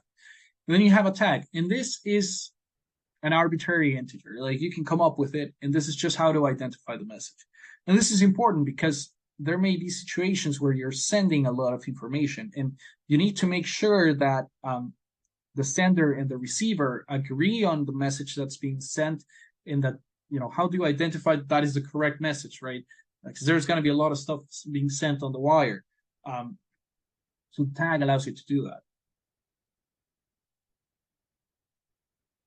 And then we have the receive, which is spelled like this. And the receive, the only thing that it needs is the source, which is the rank of the process who sent the object. So if you sent from 0 to 1, the destination will be 1. And then on process 1, your source would be 0. And then the tag, which is, once again, so that you identify that it's the exact same message.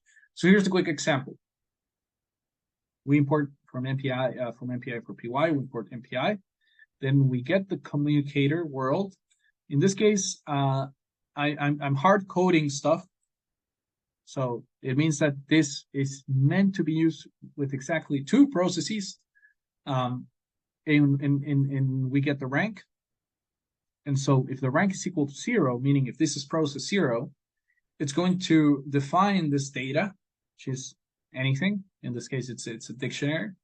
And then it's going to say, hey, com.send, and what you're going to send is this data. The destination is going to be process 1, and the tag is going to be 11. That's just made up. Now, if you're not rank 0, but instead you're rank 1, then on your end, what you're going to do is you're going to do data equals com.receive, and what you're going to receive is source equals 0, which is where it's coming from, and then the tag. So this is, once again, it's not great because it's hard coded, but it's just an example, and that's what's going on here. There's something important to mention, and that is that from the perspective of rank 0, it's going to do this, and then it's going to do this. And when it gets to this line, this is blocking communication. And blocking communication means that you are going to be, stuck is one way of saying it, but you're going to stop until that data is actually sent. So you get to this send. If you had more code below it, inside the rank 0, it wouldn't execute until this ends up happening. The communication actually happens. And then the same thing happens from the perspective of rank 1. Rank 1 gets to this line, and it will wait there until that communication has happened. Then whatever is communicated, it stores it in this variable. So that's what's going on here. Really important to mention that is blocking communication, because let's say that for some reason you run this whole program and you only run it with one process. Well, what's going to happen is that rank 0, which is the only one that's going to exist in that scenario, it's going to get to this line, it's going to send it to someone that doesn't exist, and it's going to wait there forever. And your program is never going to finish executing because it's going to be waiting for something that will never happen. So really important that you are careful about what's being sent and what's being received, and that you make sure that things are getting sent and things are getting received. Otherwise, your code may be stuck forever. So there we go. So that is just how to send and receive normal stuff. And we're going to do examples soon. I just want to do also the example of the NumPy arrays. So NumPy arrays, as I mentioned, things will look slightly different. First, the send and the receive are going to be with an uppercase at the beginning. But there's also going to be a few additional differences. So whenever you're sending and receiving NumPy arrays, you need to provide a buffer. And that buffer is where is it going to be stored? So let me show you an example. Once again, it's the same thing. There's rank 0 and rank 1. We have two processes. And rank 0 is sending to rank 1, and rank 1 is just receiving. So rank 0 first defines a range. And if you've never used np.arange, it will be basically from 0 to 9. And then it's important that you specify, you're very explicit about your data types, because otherwise the buffer might not be the same that you're expecting. And actually, I would argue that ideally you would want to make sure that you specify the data type here so that it's the same data type. Otherwise, you're going to have trouble. So we're using an np float 64 for data, and then that's our data, that's our NumPy array, and then we send that. Destination is going to be 1, tag is going to be 11. This looks the exact same, right? And then I sent this data. Now on the receiving end, we first need to define a buffer, and the buffer is, where is this data going to be stored? So in this case, I'm saying np.mt, and this is it needs to be the same size, important. Otherwise, things are going to look super odd. That's going to be receive data. And now I'm using com.receive, but then the first argument is going to be the buffer. The second one's going to be the source, and the third one's going to be the tag. And because I already provided the buffer, there's no need for me to, it's not going to return anything like it did here, right? Because in this case, I didn't need to provide a buffer. Therefore, I just, whatever came back, I stored it in a variable. But in this case, I'm providing a buffer. Therefore, there's no need, there's no need to return anything here. So that's how it works. And then once that happens, you're going to get the received data. So let me just copy this over, and I will. There we go. Perfect. So I think we won't be using this again. So I'll just overwrite it. Rank is equal to 0. And this is where it's going to be sent. Now,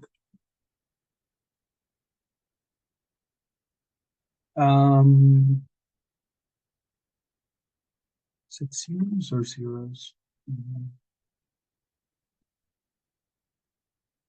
Okay, yes, np.zeros. Okay, and I'll specify that it's going to be 10 and the d type.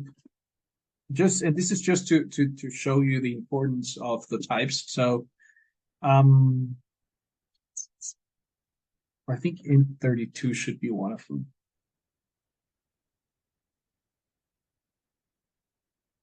Oh, it's not everything. So source.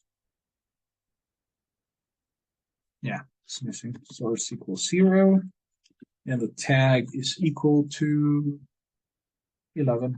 So it's the same. Okay. So here's an example of a situation where things are not going to go right. Based on what I sent, then I'm just going to print I received.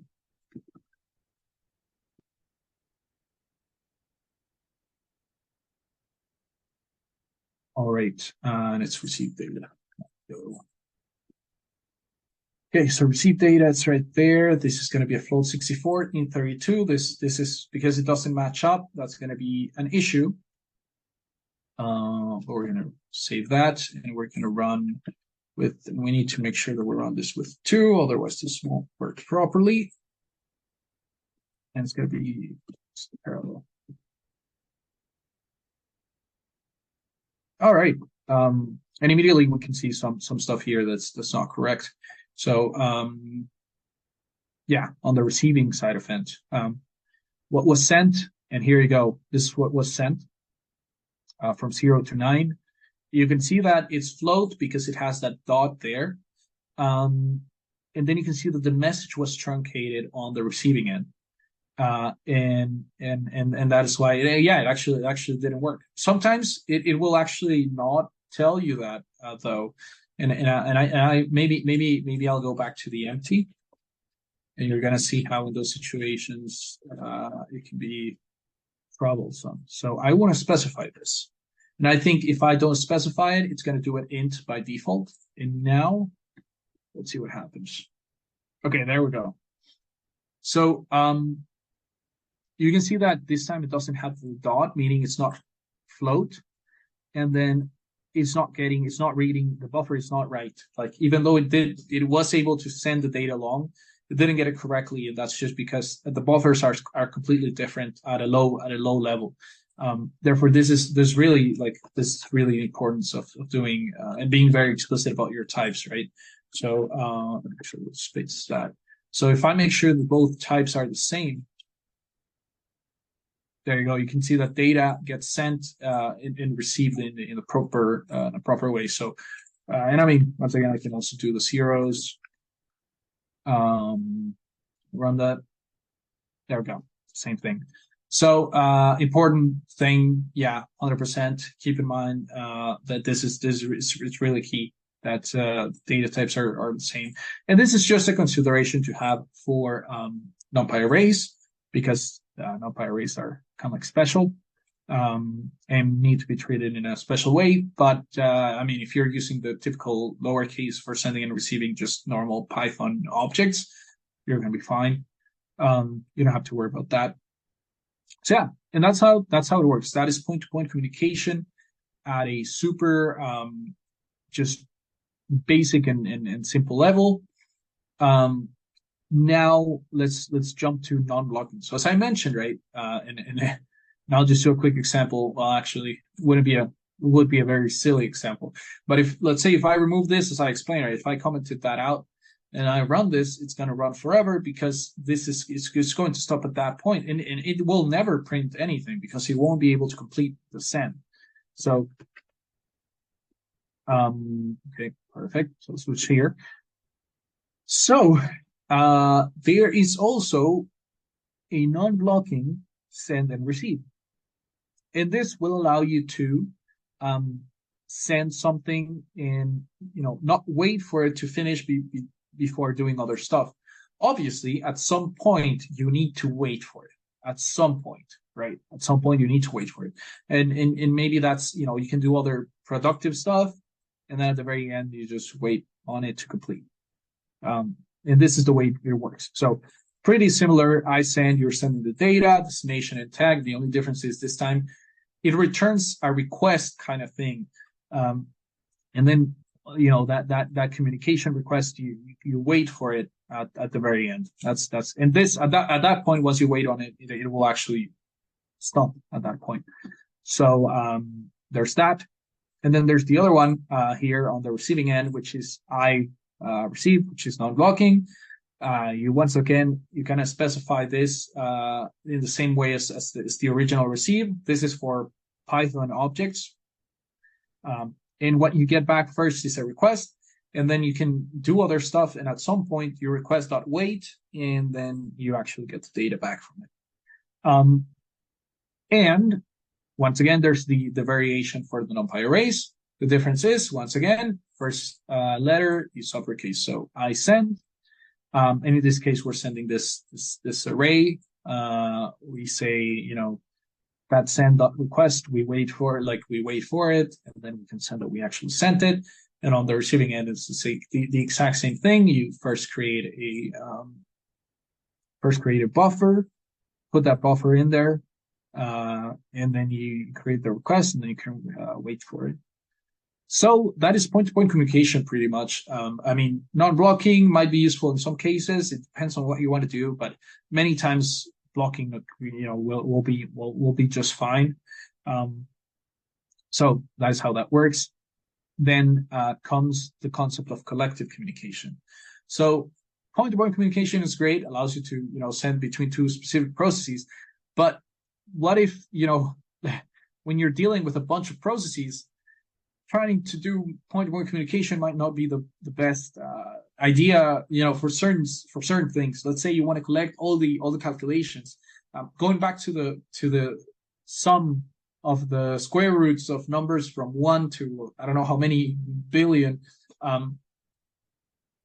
That is a great example, right? Like, you may split that into 16 processes. Each process does its own partial sum. And then at the very end, you need to collect all of that. So that is where you need some collective communication, so that all processes can send that back to process 0, and then process 0 can store it or can do something with it. And that is what collective communication is all about. So, for example, you have your broadcast, which is bcast.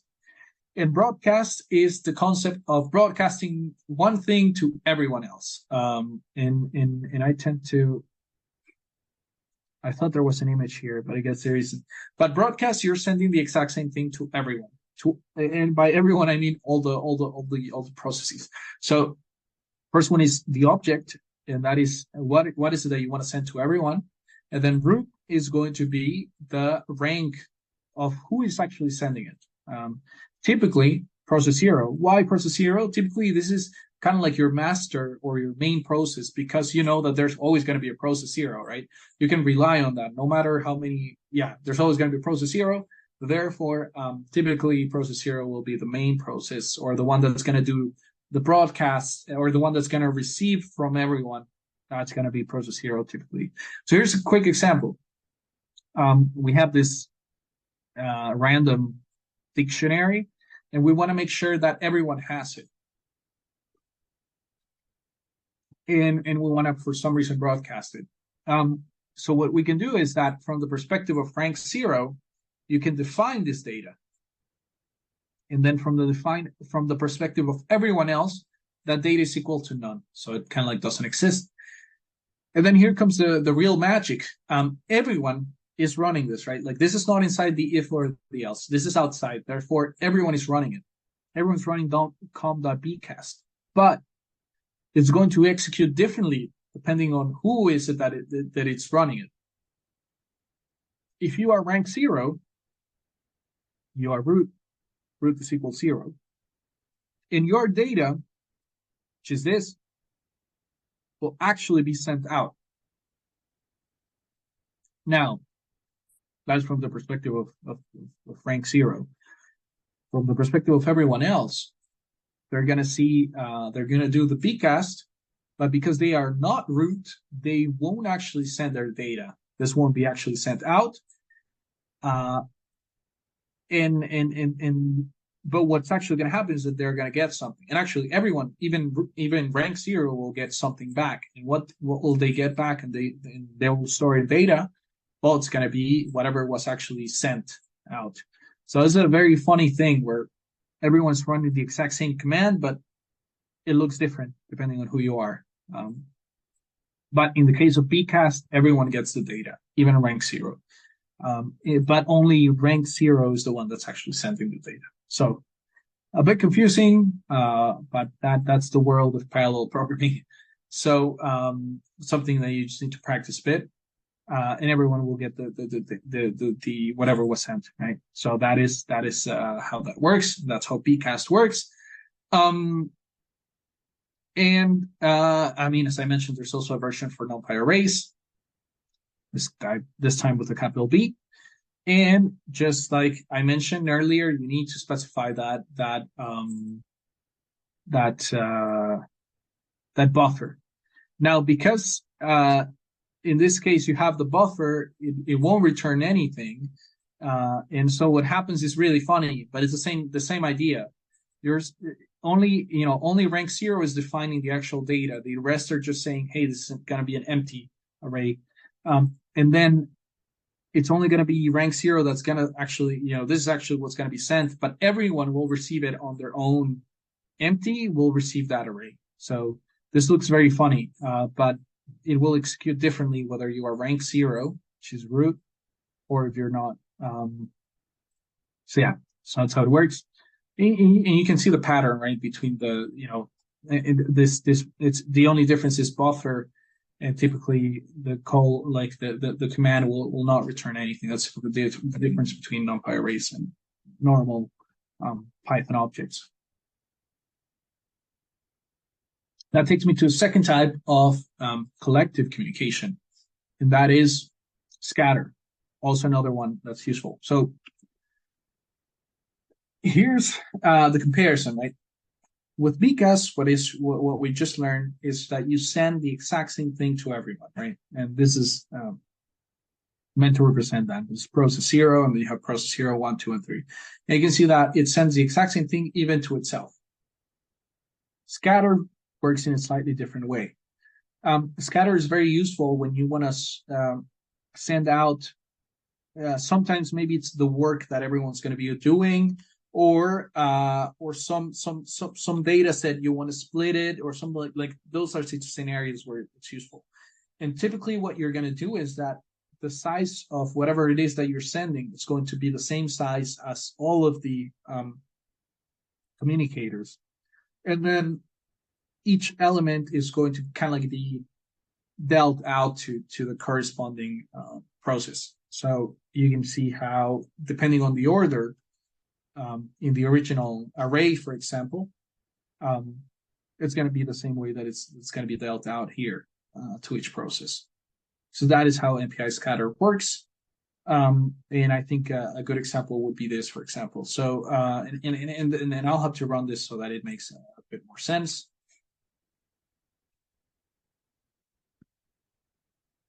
And I'll probably run this with 4 processes.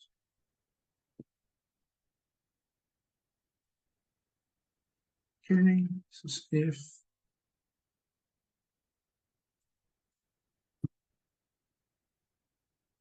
okay, so this list we're gonna see here once we printed what it is, and then we scatter that data. Everyone gets their data, and then we'll print it. Okay.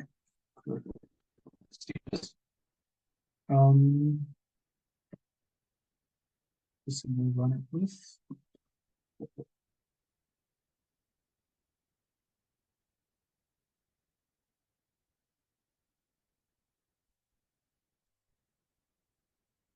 Actually, I messed this up.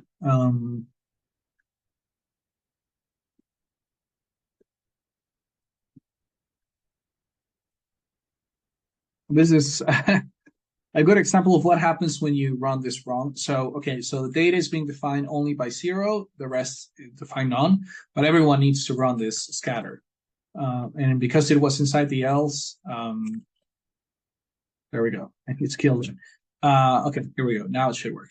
Perfect. So this is the original array that we're, well, I mean, it's actually a Python list. But it's a Python list with lists inside it. So you can see that the Python list is all of this. But then we're running for, therefore, it's splitting the work kind of in this fashion. So you have 4 lists within a list. And each one of those has, 0 to 3, 4 to 7, 8 to 11, and 12 to 15. And then when we run the scatter, process 0, you can see that this is not necessarily in order. Process 0 gets the first element, which is all of this. Process 1 gets the second element, which is right here. Process 2 will get the third, which is right here. And process 4 will be the one to get this, which is right here. So there you go. And now each process can go ahead and work on that array or something, right?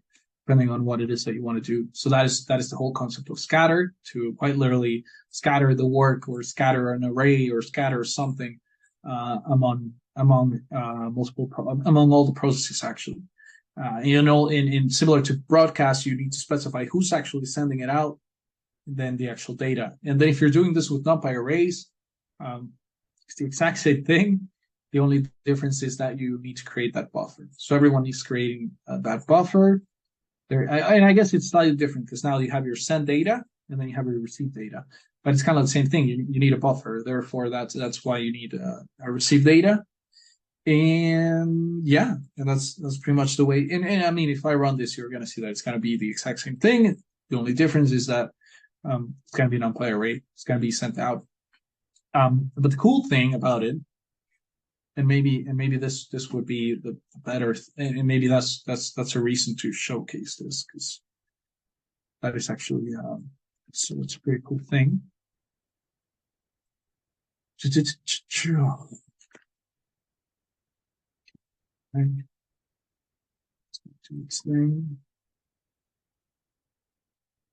Okay, I see what's going on here. Look at that. What's the work to do? And then everyone needs to define the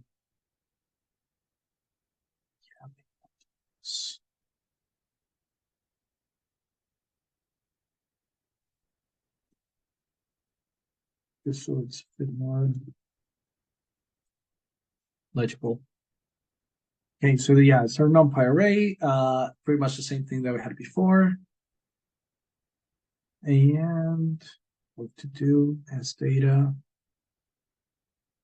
Okay, and everyone is defining the received data, everyone's scattering, and everyone's printing this. All right, let's run it again.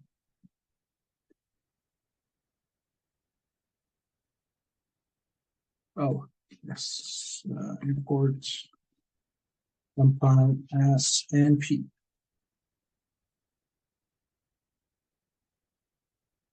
Beautiful. So there we go. So this is what we sent out. And this is, yeah, it's the same thing. But here's a quick fun trick. Something that I can do is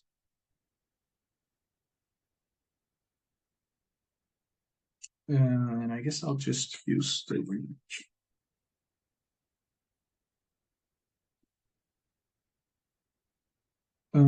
For I, okay.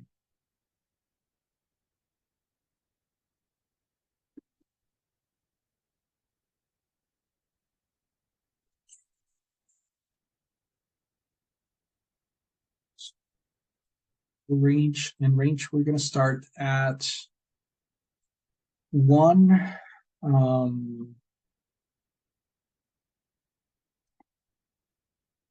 And we're going to go to, I guess we can start from 0. And we can go to rank times 4.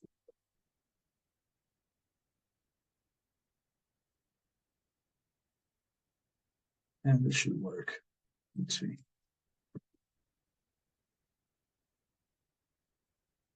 Set unexpected indent.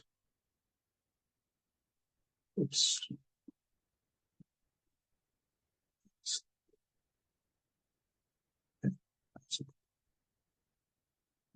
It's 10.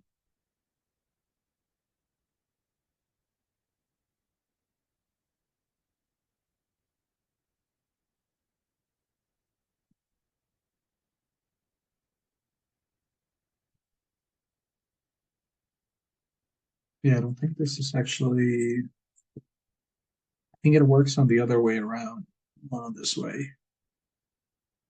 4.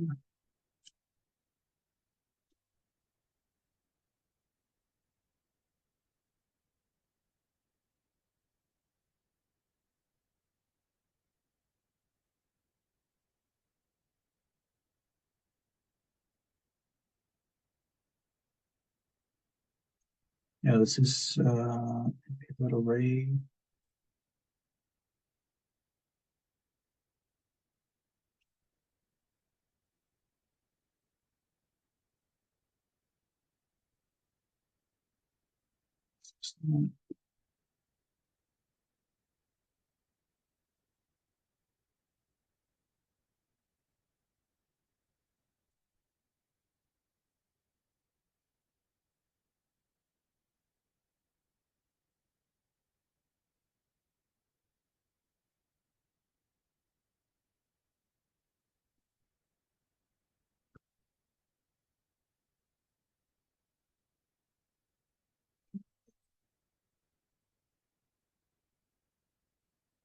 Okay, here we go. That's what I wanted to create. So essentially, I'm defining a single array. So the difference here is you can see how originally we were doing. It's an array, like I mean, it's a 2D array, right?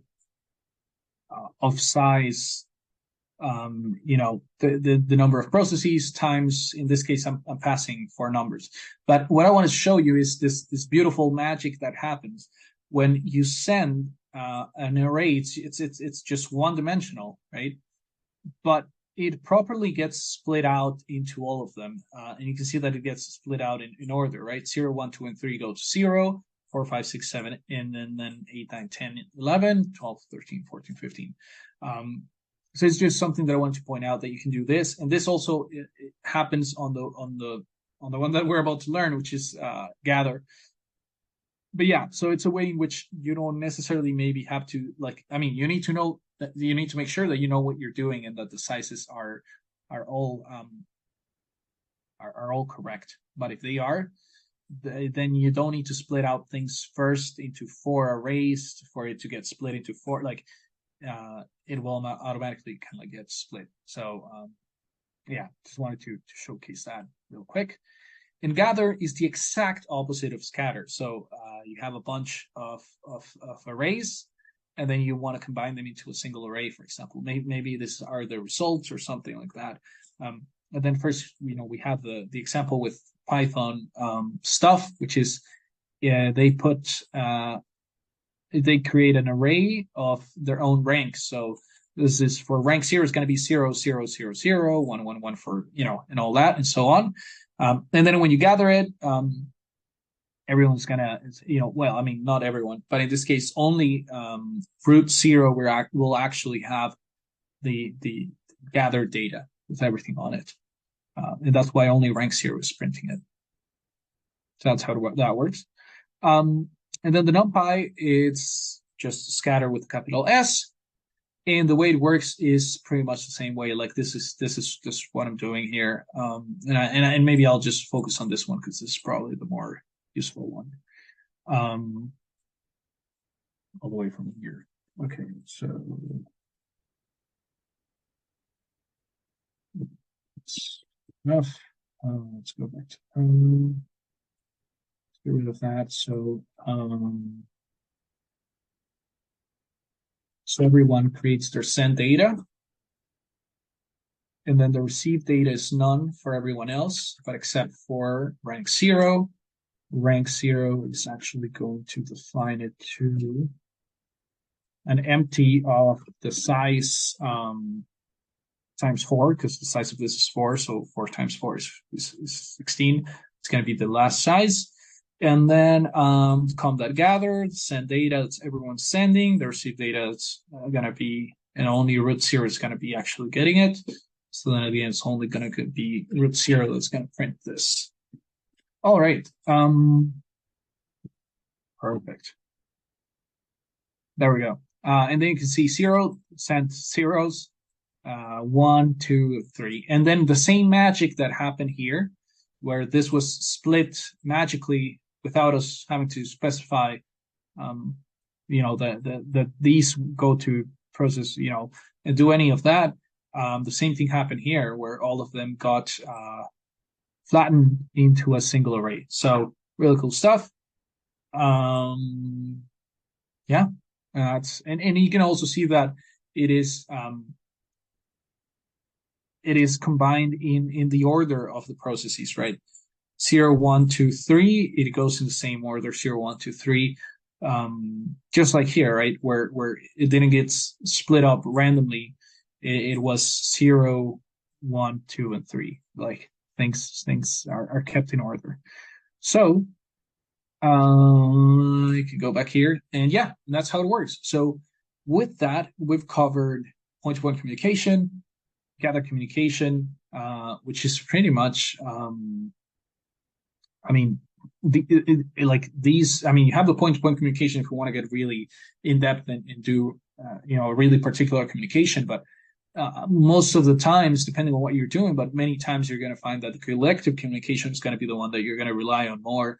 Maybe scatter and maybe gather at the end, maybe broadcast, depending on yeah, and like your situation might be different, but depending on what you're doing. So collective communication, you're going to see that it's really key and really important, really cool to have it, because technically there's a way of doing scatter and broadcast with point-to-point communication, but your implementation is not going to be like it's not going to be fun to do it. So it's better to rely on what you already have available, which is that. Fantastic. So I think that at this point, this might be a good point. From 12 to 1, we'll do lunch break.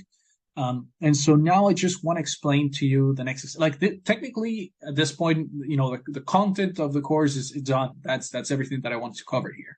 From here on, it's just applying it, because I think that programming, like parallel programming, is all about experience, and it's all about testing things out and making sure that as you play with it, you get your head, or you wrap your head around it, because it's a very specific type of programming technique. So with that out of the way, I wanted to just introduce what we're going to be doing next. And to get there, first, I think we need to, the logical step is to explain why this, and then how does it work and all of that. But what we're going to be doing is this. We're going to take the 1D diffusion equation and we're going to parallelize it. So what is the 1D diffusion equation? If you've never seen it, it is, it can also be, also referred as the heat equation, and that is the concept that we're going to be using it into. So this chart I'll explain in a second, but essentially, the idea is that we have a metal rod, because we're going to be working with 1D. So think of it as a piece of wire, whatever you want to picture it as, one-dimensional. You have a piece of wire, and let's say that you heat up with a lighter the very center of that wire. So now the center, if you were to look at the temperature of this entire wire, you're going to see that at the middle there's going to be a spike, right, where it's going to be really hot because of the lighter, and then that heat is going to come down to probably at the ends, right? You're going to see just room temperature, right? Whatever the temperature of the environment is in that wire. So there you go. So your wire, the center's really hot because you just put the lighter, then you take out the lighter and I just let it be. So obviously what's going to happen is that heat that's in the very center of the wire, it's going to dissipate into the air, but it's going to also spread across the rest of the wire, kind of thing. And then the temperature is going to decrease back to the room temperature. That is what's going to happen. So that is what this chart is showing us here. So we have our wire or rod, however you want to visualize it. Its length is 1 meter. So you have 1 meter, and exactly at 0.5 meters, right? That's where you're heating it up to a temperature of 50 degrees up here. So it's going to be 50 degrees Celsius, and the room temperature is 20 degrees. So you're and then what happens once you turn off that lighter and you see how it evolves over time, and what you should expect. And I think I don't include that in here. Yeah, I don't include the rest of the stuff. But then what you're going to see is essentially this is the heat, all the temperature here it's going to spread out a bit, but it's also going to be decreasing, and obviously initially it's gonna go down very quickly, but then it's gonna slow down, and then it's gonna take longer to fully kind of like spread out and dissipate that heat. And in order to calculate that and to simulate that, what we need is this diffusion/heat equation. And I don't want to go too in depth into the specifics of it. Here is the explanation if you are curious and you want to learn about it. But what we're going to do is essentially solve it in a very there's different ways of doing it, but we're going to use the finite differences. And how it works is that essentially we're doing it at steps. That's how it works. And how it works is that we're dividing this one-dimensional space into discrete points. And then we are assuming that, those points represent a linear kind of like space. So this is the real, what matters is this. You have essentially an array of points in the x-axis, and each point has a certain temperature in that X array. And then in order to calculate how that temperature evolves from one step to the next step, from 1 second to the next second, however you want to visualize it over time, is that you quite literally need to take into account the point that you're trying to calculate, and you take into account the temperature of the point to the right, the point to the left, and then that is essentially how it works. It's because it's dissipating, right? So you take a point, you take the point to the right, the point to the left, and that is how it's dissipating the heat. That's essentially the way it works. So the nice thing about this example is this: you can parallelize this stuff because you have your rod. So maybe what you say is, let's say we're using two processes. Process one is going to calculate 1/2 of the rod from 0 to 0.5 meters, and then the second process is going to take care of 0.5 meters all the way to the meter, right? But because, as I explained, the calculation of each point requires the neighbor to the left and the neighbor to the right, there's a point, right? That boundary point between process 0 and process 1, the limits, they're going to need the point to the point that the other process is using and calculating, and the other process will need, so there needs to be an exchange between two individual processes. And this is an example of a situation where you can parallelize the calculations, right?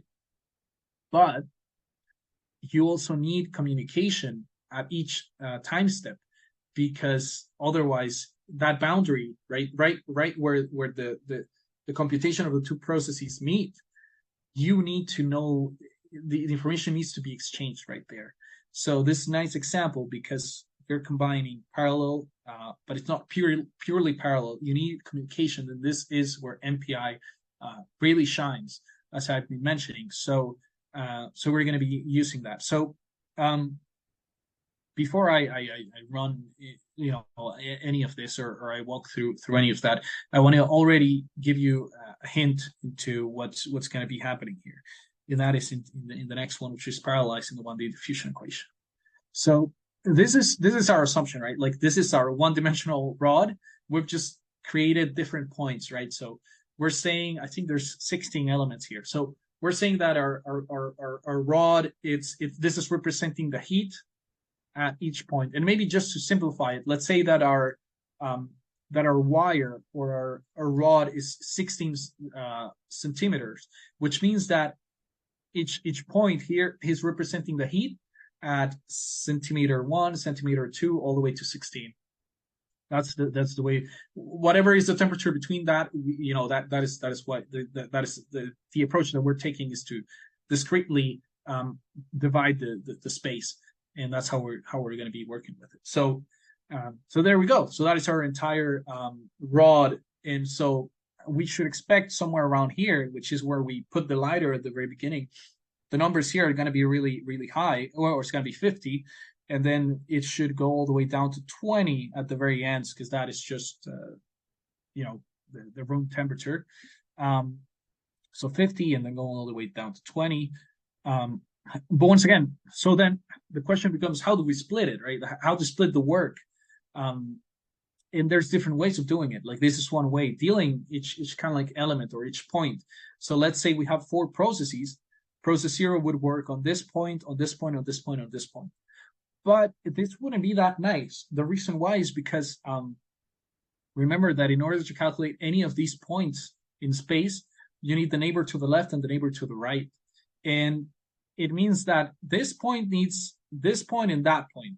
And that requires communication to process 0 and to process 2. And this point requires communication. There's a lot of communication if we do it this way.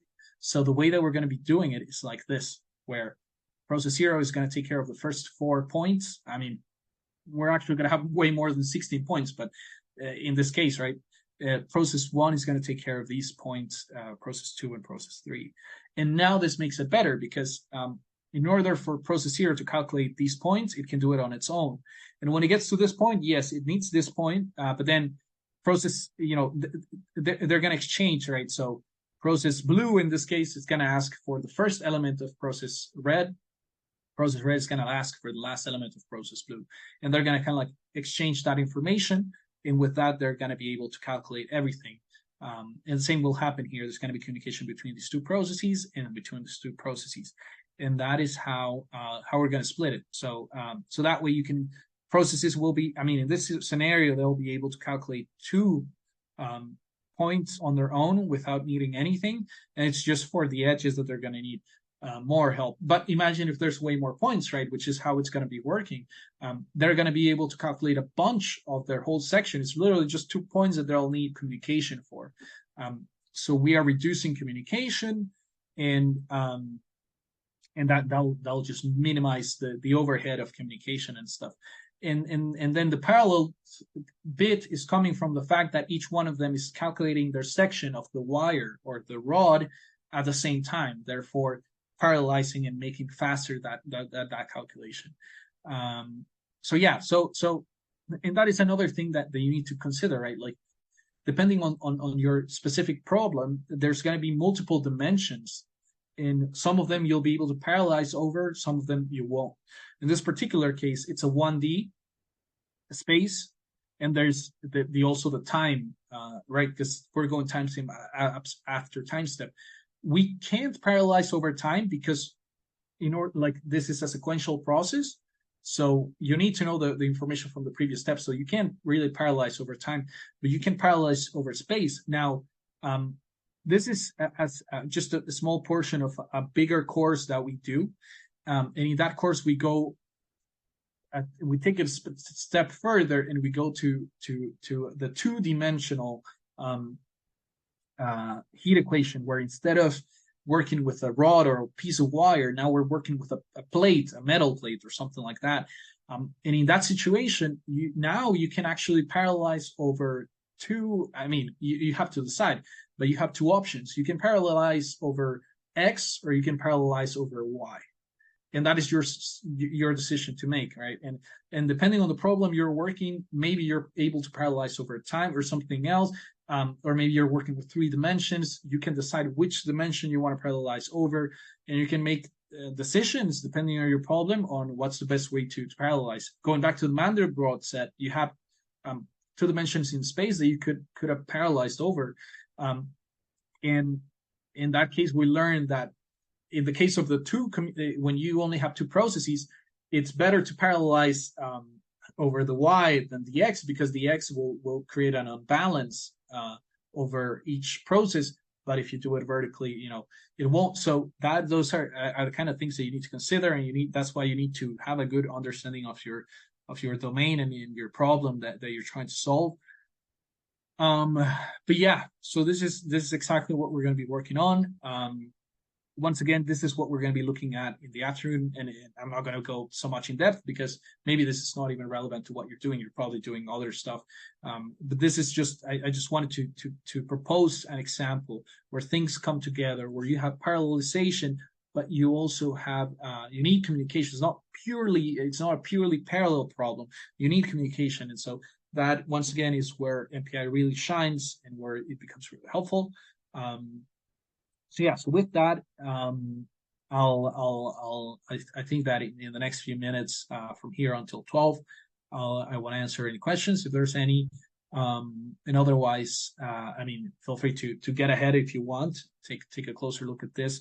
But once again, when we get back, we'll just run. And actually, I just wanted to share this. So we have here's the actual. I uploaded as a TXT because sometimes if it's a .py, it's going to give you trouble downloading, saying that it's not secure and all of this stuff. But this is the actual code. And I just want to walk over it real quickly here. So we are going to be using NumPy because we're working with an array, which is that 1-dimensional array. But we're also going to be using Matplotlib, and I'm not sure if you've ever worked with it. If you haven't, don't worry about it. It's the least important bit of all of this. Matplotlib, what it does is that it creates it allows you to create charts or plots and save them. And that's what we're going to be doing. So you can see here, first we define some general information like our rod, and then the number of points.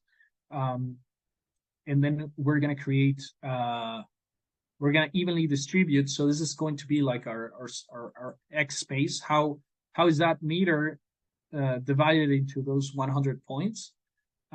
And then we're going to have our delta X. The length of our simulation is going to be 61 seconds. The delta time is going to be 0.1 seconds. Then we have snapshots. So I want to take snapshots of how the simulation is going. So I'm going to take one at the very beginning at step 0. and this is going to be one at, actually, this is in seconds. So at second 0, the fifth second, 10, and then we're going to see at 60.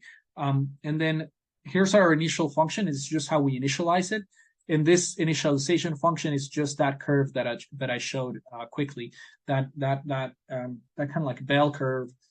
That is what this is doing. So it's just our initial function that initializes everything. Then we have our coefficient of diffusion, and this is for aluminum. So that's what we're kind of like simulating, that this is a wire of an aluminum wire, and we want to see how the heat diffuses.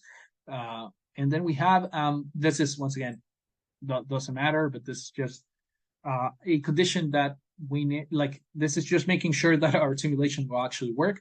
So basically, if our alpha multiplied by our delta time divided by our delta in x to the power 2, if this number is greater than 0.5, there's not going to be convergence. It means that the time steps are too big, and so it's not going to work.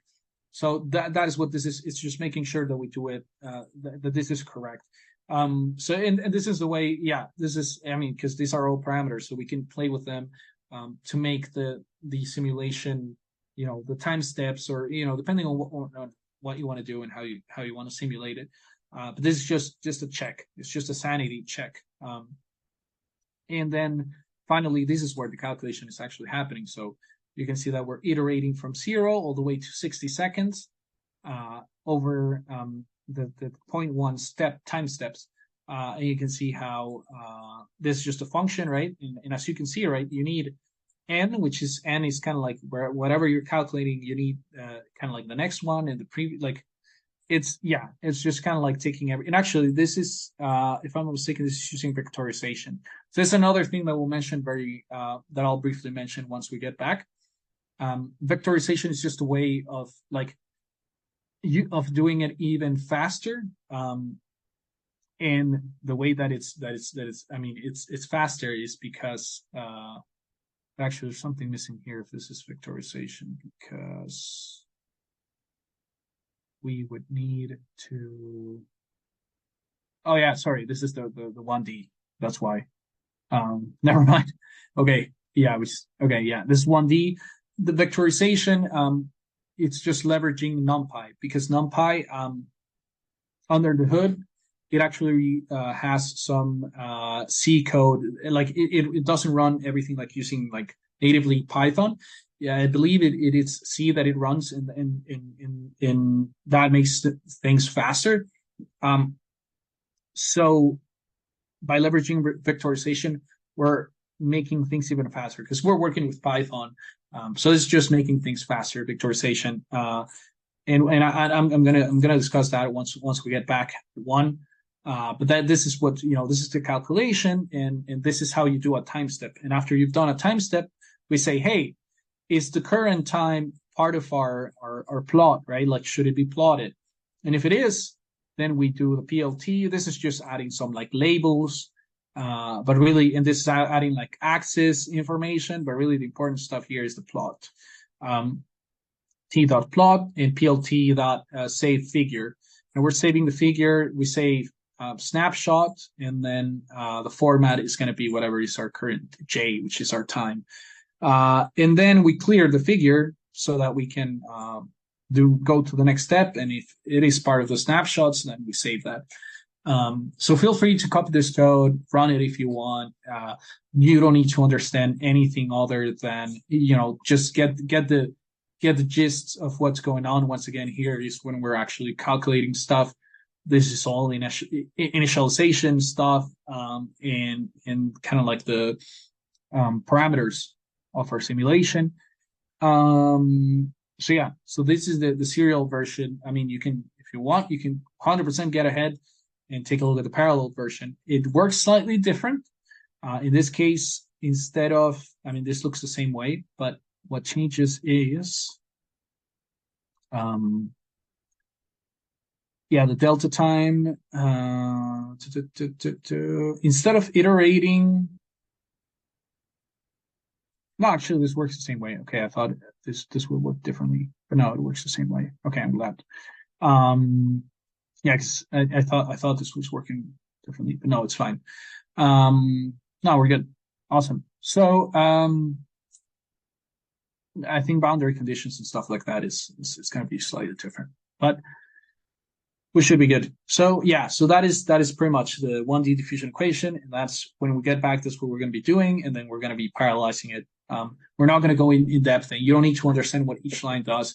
You just need to understand, where parallel stuff is happening, what parallel stuff we're using. So, for example, you're going to see here that we're using scatter, right? And you're going to see stuff like the send and the receive, and you're going to see stuff like the gather right here. So that is the important stuff. Seeing how you use it in your code. That is the entire important stuff here. Yeah, that's going to be it. So once again, I just wanted to give you a quick overview of what's about to come. And once again, like really all the content has already been talked about, the theory, and now it's just putting it into practice in an example that requires both parallelization, but also communication between those processes as they are parallelizing your calculations. So my goal will be to be done before 3 p.m. Hopefully, this shouldn't take too long. I already hinted at what we're going to be looking at now, which is, in the morning we learned everything, and then maybe it's a good idea to just do a quick recap of everything that we learned. First, we learned about, how, the differences in using Slurm for parallel scripts using MPI. We learned about the front-end cluster, how to set up a few things. There was the week 1 TLDR that contained all the details for essentially all the parts in kind of like section 1. And then section 2 was a little bit more of a dedicated bit on actually learning about the all the specifics to MPI, right? So we learned about the communicator, and for the purposes of this course, we learned that it was just, we're just going to focus on the world communicators, com world, and how to report it. We learned about rank size, which are extremely key in determining what each process is going to do. This is how we calculate that, right? Then we learned about point-to-point communication, which is the most low-level type of communication in the MPI world, where you have a sending process and a receiving process, and we define all the details that you need to send. It's not just what you're sending, but also who you are sending it to, who you're expecting it to receive it from, and the tags that need to match. And then we'll learn about the difference between all of these commands for normal Python native objects versus NumPy arrays, which the main difference is that you'll require a buffer. And we talked about the importance of that buffer being the same V type, because otherwise things won't be sent correctly. And then we talked about blocking versus non-blocking, and how you have the non-blocking alternatives here to point-to-point communication. And then finally, we touched on collective communication, and there are some of the situations where you would want to use something like broadcast, where you're sending the same thing to everyone, similar to how this chart is representing it, right? It's just you're duplicating it among everyone. Then the concept of scatter, where you have an array that should hopefully be the same size as everything that you're trying to split it into, and then everyone gets only their own bits. So really useful to scatter initial data or anything like that. And then we also learned about gather, which is the complete opposite, where you have everyone maybe has calculated all of their final results, and you want to gather all those into a single process, and how typically the process 0 is going to be the one that's sending or receiving stuff as the root, because that you can always count on having a process 0. Therefore, that's going to be your main or master process. So that's everything we discussed. We also did an introduction to parallel programming, scaling, Amdahl's law, So all of that, is what we built on this morning, most of the basics. So from now on, it's just discussing that example of the 1D diffusion equation, which is the example that we're working with. So let's revisit it this time a little bit more in detail, and then we're going to take a look at the serial version of the code, and then we're going to be working towards turning it into parallel. So with that being mentioned, let's get back into it. So if you recall, the 1D diffusion equation, right? Because it's 1D, we were going to visualize this as a wire or a rod that's made out of aluminum. That is what we're going with. And then what we're imagining is that we have a lighter and we are, just lighting up the very middle of the wire, which means that the middle of the wire will be hot, and we said it's going to be at 50 degrees Celsius. So room temperature is going to be 20 degrees Celsius, and so the middle is going to be at 20 degrees. Obviously, it's going to, it's going to be a bit of a curve because this is not, temperature. It's not going to be perfectly just right in the middle. And then when, what happens when you take out that lighter, and how does that heat dissipate across the wire? That is what we're doing, and that's what we're going to be simulating here. And so we explained that the way that we're going to do is that we're going to use a finite differences kind of like solution, where we essentially create a grid for our domain, and we're calculating things at those points. So we're not doing like a continuous thing. And in order to do that, we had a function which we are kind of like ignoring all the details of it, but really the important bit here was this, right? You have let's say that you have 100 points, and in order to calculate how the temperature changes in point 50 out of those 100 points, you'll need the information not only from point 50 in the previous time step, but you'll also need the information from point 49 in point 51. So each point requires the point to the right and to the left in order to calculate the new value for it. So that is essentially the way that's going to work. So we're just multiplying some sort of constant that we have right here, and that is getting multiplied by essentially, the difference. You have your current value, multiply that by 2, and then you have your previous value, take from it, and you add the value to the right. And then that is essentially how you calculate it. So you're just calculating kind of like the difference. But the important bit, once again, is just that you need those two values, the value to the right and the value to the left. And in order to have access to those, well, I mean, right now we're all in serial, but we're going to see what are the implications of it in parallel. And the way that we're parallelizing this is in a way such that if this is a wire that the length is 1 meter, maybe we're splitting this across two processes, and one process is calculating half of it, and the other process calculating the other half of it, and that's how we're parallelizing. So we're parallelizing over the space dimension, right? That x dimension of our wire. So that's what we're doing. Yeah.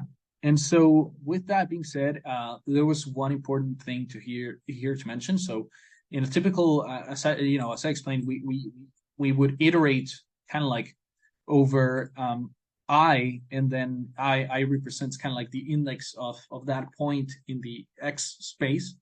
And we calculate I minus 1 to get the point to the left, and I plus 1 to get the element to the right. But we can also leverage vectorization, because this is going to be an NumPy array. And when it's an NumPy array, it looks really odd. It looks something like this. But essentially what we're doing in this situation is that we are doing, it's the same as doing the if we were iterating over I, we're doing the same thing, but we're kind of like doing it all at the same time. Not really, but under the hood, that's what I mean. That's at least what it's going to look like here. It's going to look like we're doing it all at the same time under the hood. NumPy will do all the vectorization and all the low-level calculations, and we'll sort that out. And because NumPy under the hood uses some C bindings to make things faster, it's going to run way faster than if we just do it in plain Python with a for loop iterating over I. So that is why we're using this method instead. And then the other important thing to mention is that what we have our piece of wire, right? And as I mentioned, you need the point to the left and the point to the right. But what happens at the very ends of that domain? Well, then we use what we call the boundary condition. And that boundary condition can be done in many different ways. How we're going to be doing here is that it's going to be essentially hard-coded. The boundary condition is going to be 20 degrees Celsius. And so when we get to those points, it's just going to take the point to the right. Now, to simplify things, here I'm doing what I like to call kind of like an implicit boundary condition, where instead of doing, grabbing some external point, what I'm doing is when I'm doing the vectorization, I'm selecting, what I'm actually updating is from 1 to s-1, which means that the 2 points at the very end are not being calculated. Those are being left alone. So whatever is the initial values, they remain the same. And for the calculations, you can see that because I'm shifting that window, right, 1 to the left and 1 to the right, it is using the value from 0, and it is using the value at the end. But it's just in the vectorization process. So once again, we're not actually updating it. This is, U minus is this U1, which is the previous, and U is kind of like the new domain or the new array. And we're only replacing from 1 to s-1. S is the length of our array. And that means that we're not touching those 2 points at the very end, boundary condition. So it's kind of like an implicit boundary condition where by not updating it, whatever it was at the very beginning, that's what it's always going to be. Once again, there's just an example, and not expecting you to be extremely familiar with it or even be relevant to you. So with that being out of the way, first we need to import a few things. NumPy, because we're going to be using NumPy arrays, and then matplotlib. And we said that this is just going to be for plotting. You don't need to know the details. It's okay.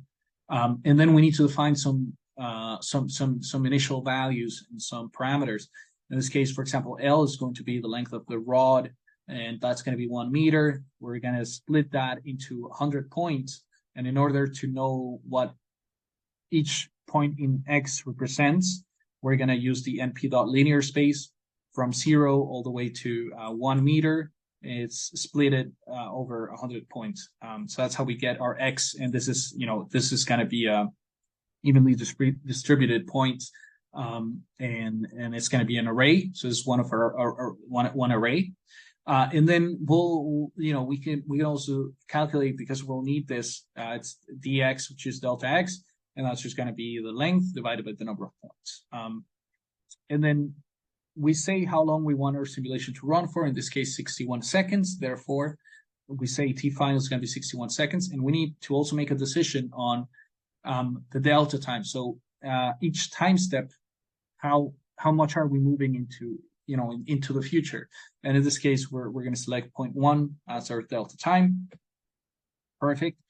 And then we want to probably take some snapshots at different points to know how the simulation is doing. So that's what we're doing here at second 0, 5, 10, 20, 30, 60. That's going to be, those are going to be our snapshots. And then we need to initialize the state. And we've stated that it's going to be a wire, 20 degrees Celsius, and we put a lighter at the very middle, and it heats it up to 50 degrees Celsius, but only the middle. And this function is essentially doing that. It's just going to be a bell curve, which is going to look like this. So if this is your rod from 0 to 1 meter, and you put the lighter at the middle is going to get heat up to like 50 degrees Celsius, but it's just going to be around the middle, right? And then it's going to go down to 20 degrees at the ends of the wire. So that's what this initial function is doing. And how, the way it works is we're applying it to our X array, which our X array was done here. And when we apply it to our X array, then now we have our initial temperature vector, and that's going to be T. So T and X are kind of like the same size, right? It's just that one of them contains the temperature values, and the other one contains the X value. So at which point in X that point is located, essentially. And so, if we were to plot this out, now this is where this comes in. There you go. So here, in this case, because we selected 100, you can imagine that there's quite literally 100 points here on the X space, and each X point has a corresponding T temperature in that T array, and in that T is what's being plotted in the Y-axis. So that's what's going on there. And then we have our diffusion coefficient, which is going to be aluminum. So this is an aluminum wire. That's what we're representing here. And I'm calculating what's the T max and T min just for plotting purposes. So don't need to worry about that. And because we're looking for convergence, there's this Courant-Frederick-Lewis condition that we can calculate to make sure that this is going to actually converge. Once again, this is just, for this example, it's just a check just to make sure that this will actually work. And now we actually have our main program, right? And in this case, we're iterating over this is the implementation without the vectorization, where we're actually, sorry, no, this is the implementation where we're iterating over time. So J is going to go from 0 to, in this case, 61 seconds, I think we said. And dt is going to be that delta time. And then we're doing the vectorization here. So we're just doing kind of like everything at once.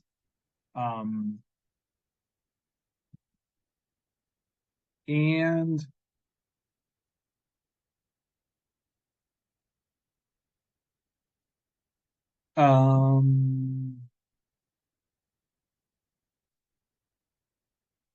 right, and there's the implicit boundary condition, which I had already explained. And at the very end, there's a check to see if our current time is in the snapshots that we wanted to take. And if it is, then we plot it. And once again, we plot it using X is going to be our X array, and T is going to be our kind of like our Y, right? In the Y label.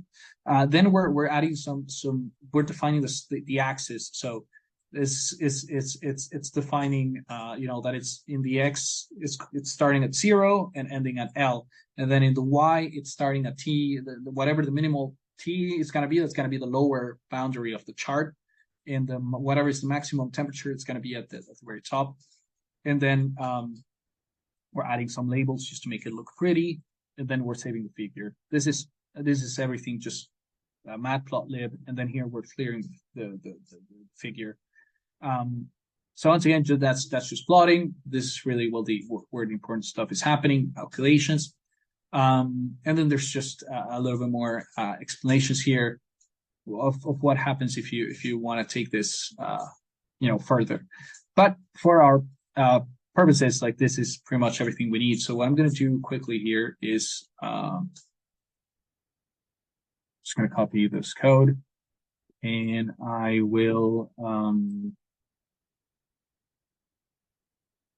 to move things around a little bit. Perfect.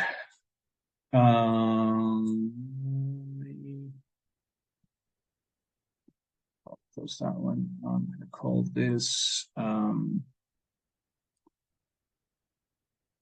okay.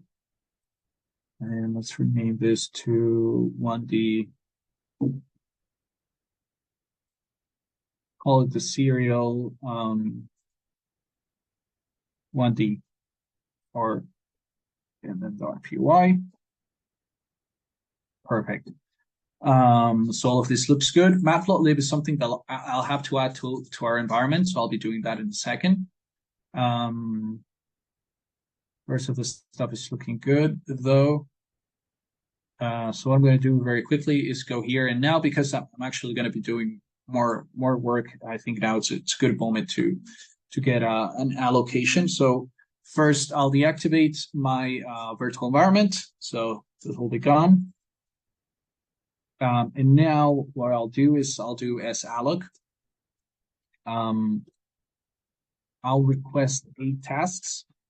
I'll probably leave memory and everything to the defaults. That should be fine. What I don't know if I'll need is the account or if that's already automatically set up. So I'll just hit enter for now and assume that this is okay. Let's see what happens. Okay, so it seems like I was granted the job location. It's looking good. Depending on your configuration on the cluster, this might change, but yeah.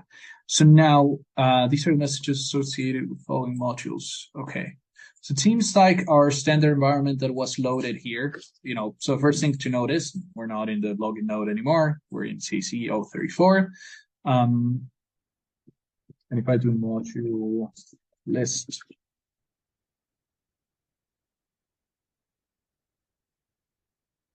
we can see that the standard environment, yeah. So maybe let's try to load a more recent one. Yeah, let's do module spider. Standard environment. And I think the one that I think the 2020 should be fine. I think this is the default in the login node. So let's do module load. Oh. Load. Standard environment, 2020. Let's hope this works. Okay, seems to be fine. I do module list. A few things must, but yeah, so okay, we have MPI or already loaded here, which I guess it's good. I guess it wouldn't hurt to say module load MPI for PY, which is already loaded. 3.10, that is good. Okay, so now I can load again the virtual environment source bin. Source virtual environment bin activate. If I do pip list, let's make sure that things are there. We have pip, we have numpy, we have MPI for py. We're missing pip install, and we're going to be installing matplotlib, so we'll need that.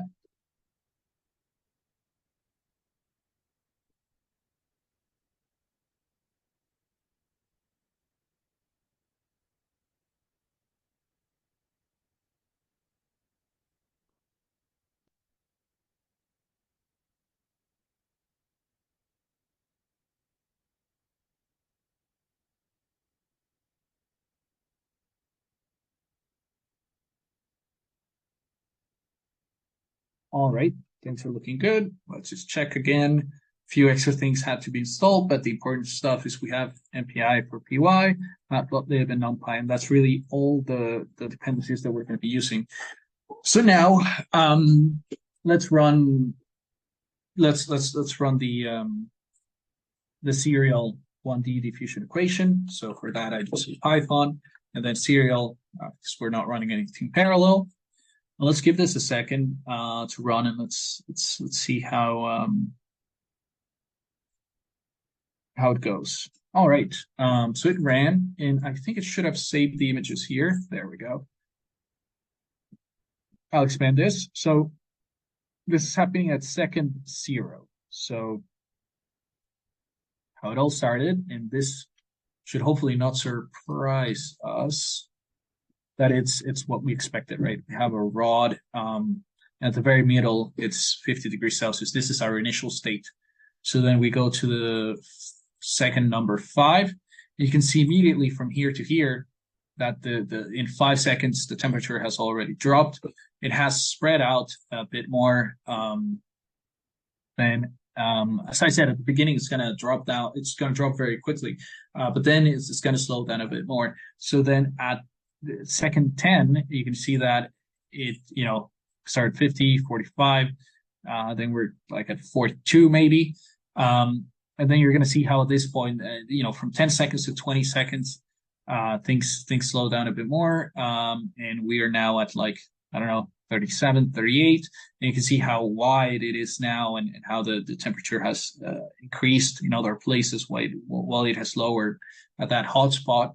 And then by second 30, you can see how, even though it has been another 10 seconds, it's barely gone down maybe 2 degrees Celsius, all the way to like 35. And then finally, 30 seconds later, at the second 60, you can see once again, like what I was saying, as time goes by, I mean, things slow down, because things are more even. And you can see how at this point, and now we're like at 32 degrees Celsius maybe, and this is in a minute, right? So you would have to give this way more time for everything to go back to 20 degrees Celsius. But yeah, so there you go. So hopefully you can see how the program works, how the snapshots work, and how our chart is giving us the temperature at each point of the rod or the wire, however you want to visualize it. Lovely. So that is looking good. Bring this back to the original size that I had it. Then I can make this smaller. So perfect. So this seems to be working. I will delete all the snapshots. Yes, perfect. And once again, these are, we can decide to play with a few things and change a few things here. But before we do any of that, let's just take a look once again at the code. So once again, we're using PLT to plot NumPy for the array, and we have really the important stuff is 2 arrays, right? If there's anything here you need to keep track of is T and X. X represents our points that are distributed along this 1 meter wire, and T, which is the temperature at each one of those points. So these two are linked one to the other, essentially. That's the way those two, and this is just to make sure things run as expected, and nothing breaks, and things actually converge. And this is our main program, right? So there we go. That's our main program. So at this point, that's pretty much that's pretty much it for the serial version. This is using vectorization, and the way it works is that we're kind of like calculating a new every time we're kind of like replacing, right, whatever it was in the previous step. We're saying it's that plus, and then we do our actual calculation that requires the vectorization of the current value, the value to the left and the value to the right, in order to calculate the change, that delta, and then that delta is what gets added to the previous values, and that's how you end up with the new values, which this will equate to a negative number in some cases, right, like in the middle where it's going down, and positive in other places. So that's how it spreads out the temperature. Awesome. So that is the important bit. And that's how it works. So now I think it's a good point to start switching gears to the parallelization of it. And at this point, here's where things start coming together, right? So all of this is a serial, right? Where we're just defining kind of like initial values and stuff like that. The part that we can parallelize, right, is this bit, the calculation, so that multiple processes are running the calculations of multiple parts of the wire at the same time, and we're saving time doing this. That is really what we're all about here. Like what's important here. This won't be able to be parallelized. So then this goes back to Amdahl's law. There's the scaling is not going to be linear because not everything can be parallelized, right? And we have to make decisions about what we how do we want to go about things? Because there's no perfect solution, right? Like you can parallelize some things, you can use there's multiple ways in which you can go about the parallelization. But today I want to walk you through just one of those potential many ways of doing it. And that is using this guide here. Perfect. So the first decision, so I mean, there's many decisions that you need to make. The first one is, what is it that you actually want to parallelize? And we said, okay, we want to parallelize this bit, the calculation bit, because that's what's taking, more time. So that's what we're going to be parallelizing. And then, okay, and how are we parallelizing this? That's the next step. That's where we go into more detail here. So we need to figure out how we're going to do it. So we have 100 points at the moment, right? If you go up here. So these are 16, but imagining those are 100, the question becomes how do we parallelize each particular point in this case. And here's one example. Well, why not dealing kind of like each element over a different process? So if we have 4 processes, maybe process 0 takes care of this one, this one, this one, and this one. Process 1 takes care of this one, this one, this one, and this one, and so on. In some cases, this might actually work, and this might actually be fine. But there's one constraint for our example, right? We would mention that in order to calculate each point's new value, you need the neighbor to the left and the neighbor to the right. And in order to do that, if we try to do it, pick any random point, green right here, it will need to communicate to the process that has this value and to the process that has this value. Not only that, but each other process will also need to do the same communication with all of them. So then we're communicating all of the data between all of the processes, and that is not very efficient because you're using a lot of communication. What you want is for each process to be able to do as much independent work as it can. Right? Because if we recall from this morning, a truly parallel program, it's one where each subtask is independent of the rest of the tasks. But in this case, we have a situation where there needs to be they can't be fully independent. So we need some communication, but at the same time, we can still leverage parallelization to make this as fast as possible. So. So we have, this is once again one of those examples where MPI really is a great choice for this, because you need a mixed approach to it. And so this is the way that we're going to be splitting the work. So assuming we have 4 processes, we're going to let process 1 take care of, the first section, second section, and so on. And this is going to be better because, right now, maybe it's not going to be very, very, very, useful because there's only 16 points. But let's say if this is 100 points and this is split across 4 processes, each one's working on 25 consecutive points. And that means that only for the point at the beginning and the point at the end of that particular section, you're going to need communication with the neighbor. But otherwise, you can calculate all the other 23 points in the middle on your own with just the information that you have as a process. So this is minimizing that communication. And leveraging more of the parallelism that you have going on here. So for example, something like the blue process will at most need only to communicate to the red process, and at most all the processes in the middle will need to communicate to 2 other processes. In this case, the yellow and the blue for the red process. So this is a better approach for this particular problem that we're working with. Once again, there could be another situation where this is the best approach to do, but for this particular problem, this is what we're going for. So this is all good. This is perfect. This is great. This is what we're going to do. Now let's discuss buffers. So as I already mentioned, right, we need to exchange some information. The red process needs this value from yellow and this value from blue. And yellow in the same way needs this value from red, and it's this one from green, which means that there needs to be some way of sending that information and storing it somewhere. And so that is where buffers come in. And you can do buffers in a few different ways. In this particular case, right, we're just working with a 1D array, and we just need one value. So we can create two variables, one that stores the point to the right, or to the from the neighbor to the right, and one that stores the value from the neighbor to the left. And maybe that's the approach, two variables, and you stored them there.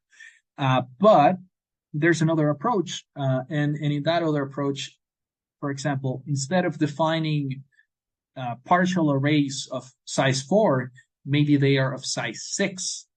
And then what you do is that when you communicate or when you receive a value, you store it in that extra buffer that, in that extra space that you have in your partial array. And that way, you're keeping it all in one single array without having to work with separate,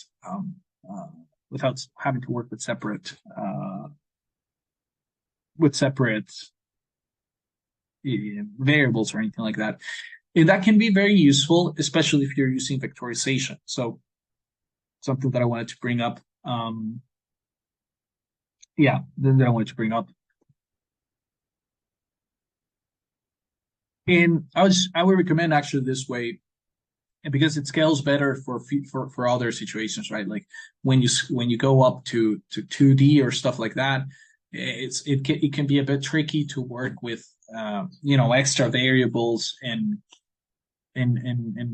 making those work. So if you can just kind of like have it all part of the exact same partial array, you just keep those buffers, then it simplifies things a lot more. But yeah, so that is buffers, and we're going to see how we're going to implement that soon. Then point-to-point communication. Well, we are going to be using point-to-point communication for that particular communication, right? The communication between these two, that exchange that happens there, that is a great example for point-to-point communication. Another thing that I mentioned a little while ago, but I think it's always great to mention it, try to focus on using powers of 2. They will simplify things, because typically we're going to be dividing the work among 2, 4, 8, 16 processes. Typically, that's how you go about it. And so if you're working with a number of points that is also a power of 2, it will make it easy to divide by any of those values. So it's a really good idea to do that. So that's what we're going to be doing. Instead of 100 points, we're going to do 256, which is power of 2. And then the initialization process. Remember, now we're going to be dealing with, instead of just 2, the X and T arrays. Now, because this is going to be split among different processes, every process will have its own partial array, and then there's going to be the concept of a full array, right? The one that contains the entire solution. Now, in some situations, in our case, we're going to avoid that, but we're going to skip that. But in some situations, if we're working with really large computation, maybe you're not able to bring all the solution together because of how much memory each partial array is. And in those situations, you may just want to store some sort of a value or result from each, and then in a separate process do something else, in a separate script do the combination or something else. But in this particular case, it's a small enough problem that we'll actually end up gathering everything into the full array that we want to create, and then we're going to plot the final kind of solution. So so important to know the distinction between a partial array and a full array, which contains the entire solution. And we're going to be using rank and size to determine kind of the chunk size of the work that each process is going to be working with. So that's how that's going to work. And plotting doesn't change too much. The only thing is that for plotting, we need the entire solution, and therefore we're going to rely on gathering the results, and then we're going to plot. So that's going to be how that works. So how does all of this look in code? Well, it looks something like this. Let's copy this over, and I'll create a new file that I will call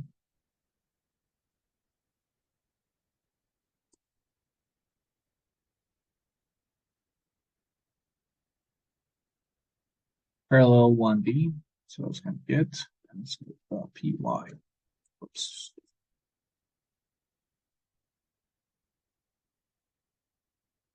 I can just rename it to parallel 1D. All right, perfect. Lovely. So now that we have this, let's take a look at the script and what it's doing. So as we've learned from MPI for PY, we need to import MPI, and then we need to get the communicator, because that's where we get everything. Now that we have our communicator, we can get the rank and we can get the size for whoever, for whichever process is running right now, this thing. We mentioned 256 for the number of points. The rod length isn't changing. And here is where we start seeing some of that parallel stuff coming in into action. We have the chunk size, right? That we're going to be working with, and that is going to be n, which is 256 divided by size. And notice that I'm casting this to an integer just to make sure that it is divisible. But once again, as long as you're working with a size that's powers of 2 and powers of 2, everything should be good. So now we have our chunk. And now we need to define what should be kind of like the start, the I start, and the I stop. And this, the reason why we're doing this is for the implicit boundary condition. And we're going to see how this is important. But essentially, if rank is equal to 0, meaning if you're the first process, and you're the process, going back to this, and you're the process all the way to the left, well then, then in that situation, we're going to use the implicit, like, in order to avoid trying to calculate this value, we're going to shift one to the right. We're going to use this. And the same thing happens if you're on the other side, right? If you are rank size -1, which means that you're the last one, you're not going to stop calculating. You're going to iterate over your own subarray, but you're not going to take care of it. Like you're going to, instead of calculating this, you're going to stop at 1 before that. So that's why our I stop is going to be the chunk -1. That's what's going on. So once again, implicit boundary condition. Now, in terms of the space, this doesn't change too much. So the first thing that we're going to do is we're going to define a full X. So the full section of the X values here. And this is not too different from what it was for the 1D. We do the linear space of 0 to L, and we divide it by n, which n is 256. That gives us our full X, but we're just doing this on rank 0. Why? Just because for the fun of using as much as we can from MPI. And then everyone else who's not rank 0 will define X to be, well, this is the buffer, so everyone defines it to be an empty of size chunk, because that's what's going to be. And then we're going to use the scatter. So we are scattering full X, which only it's going to be scattered by process 0, because that's root. And then everyone will receive their own piece of it in their X, which X is the empty, right? So everyone will have their own partial X in here. So perfect. So with that, we have our full X and we have our partial X. And our partial X, everyone has their own partial X that will look different, right? Because it was scattered. So it will look different. It will be smaller. And then we define our delta X. This hasn't changed. T final, dt. In this case, we're just making the dt smaller. Not that any of that matters. It's all good. These are just parameters. We're leaving snap at the same. The condition, we also still have to the initialization. This is another process that we can parallelize. This is important to parallelize, right? Because we're saving time if each one is initializing their own section. And the way that works is, we have our function that hasn't changed, and then essentially we're iterating over each kind of like X, and then we're just calculating what it will be. That's what's happening here. And then that's how we define the initial values for the for T. So once again, just initialization, same thing as we were doing before, but now we're doing it at a process level, at a subarray level. So it's not a global thing.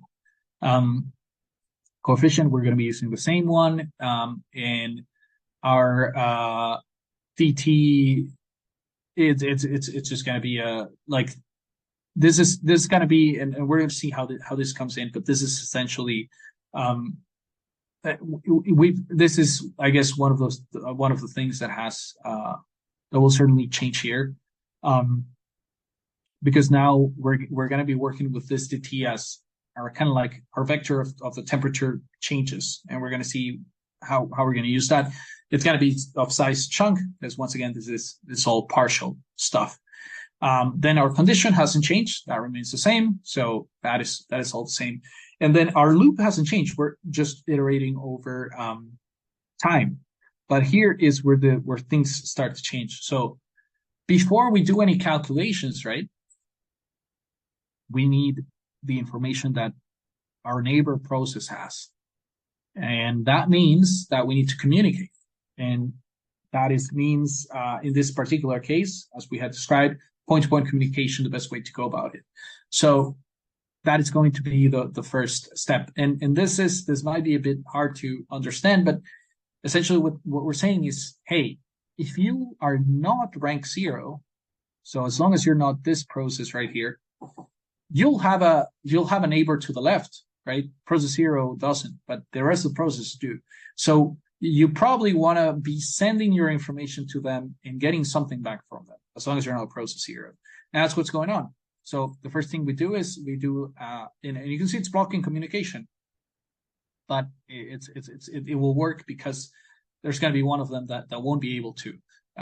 And so first we send T0, right? Because you're sending your first item. Yellow is sending the first item to the left. That's what's going on there. The destination is whatever the current rank is minus 1, right? And we give it a tag of 11. It's random. We just need to make sure that it matches the receiving end of it, which it does. And then we are going to store. Instead of doing what I explained here, that maybe you wanna consider having your own buffer. In this case, I'm just gonna save it in my own in a variable, essentially, because I'm just sending one value. It's just a number, so I'm just sending that value along, and then I wanna, if as long as I'm not rank 0, right, I will be receiving something from my left neighbor. And so I created a variable called left neighbor, which is kind of like the value that I'm getting from the left neighbor. And it's going to be receiving coming from rank minus 1, right, the left neighbor, and I'm giving it a different tag. And that's the value that I'm going to be receiving. So in those two lines, first line, from the perspective of yellow, it's sending this value. And in the second line, from the perspective of yellow, once again, we are expecting to receive this value. We're just waiting to receive for it. And now, here comes the other side of the coin. If you are not rank size minus 1, meaning if you're not green in this case, right, if you're not the last one, then you'll have a neighbor to the right. And then you probably want to send them your last value, and you want to receive their first value. And so that's what's going on. The first thing we do is we send our last value, minus 1 means the last, from our partial T, right? This partial. And then our destination is rank plus 1, and we give it a tag of 12 because, from our perspective, we're sending to the right, but from the neighbor, we're sending from their left. So that's why these are the two that match, right? These are the two that match. And from the perspective, if you have a neighbor to the right, you're probably also going to get a value from them. So you need to receive. The source is rank plus 1, and the tag is, this matches this, right? Like, from their perspective, they're sending to the left, but now here, from your perspective, you're receiving from the right. So that's how it's working. And you can think about how, in the case of process red and yellow, which have neighbors to both sides, these two will execute. So first they'll be waiting to send this, and then they'll be waiting to receive. it's just the first process and the last process that only do one of the two essentially. So this entire communication block, this is where we're doing all of that magic. And if this is written correctly and there's a send and a receive, then 100% it's gonna happen. It's gonna execute, and you're gonna be good. It's gonna be done. It's gonna take some moment to clear and for all the communication to happen, but eventually everyone will receive their left neighbor and right neighbor if they can receive it, I guess. So now communication's done, point-to-point communication. That's beautiful. Now we can actually go and jump into the calculations. And so this is how it's happening. And for this calculation, I'm not using vectorization.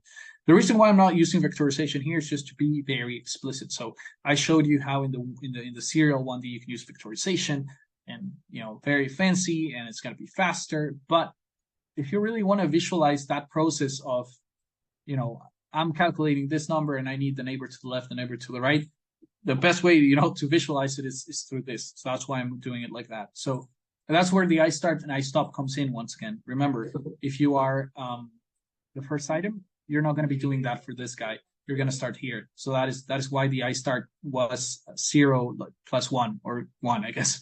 And if you are the very last process, then it's not going to be the last. Your I stop is going to be whatever it should be minus 1. That's if you recall, these two were set all the way up here. And now you know what they're doing, right? It's setting that implicit boundary condition. But as long as that is not necessary, or as long as that that's not the case, then you are in fact calculating everything from 0 all the way to the end. And what's going on is that if I is equal 0, you need the left neighbor from the one that you receive. So I'm setting left to it. Otherwise, right, if you're not I0, it means maybe you're calculating this guy. You already have that information. Therefore, you can just take it from your own array. So in that case, it's going to be Ti minus 1.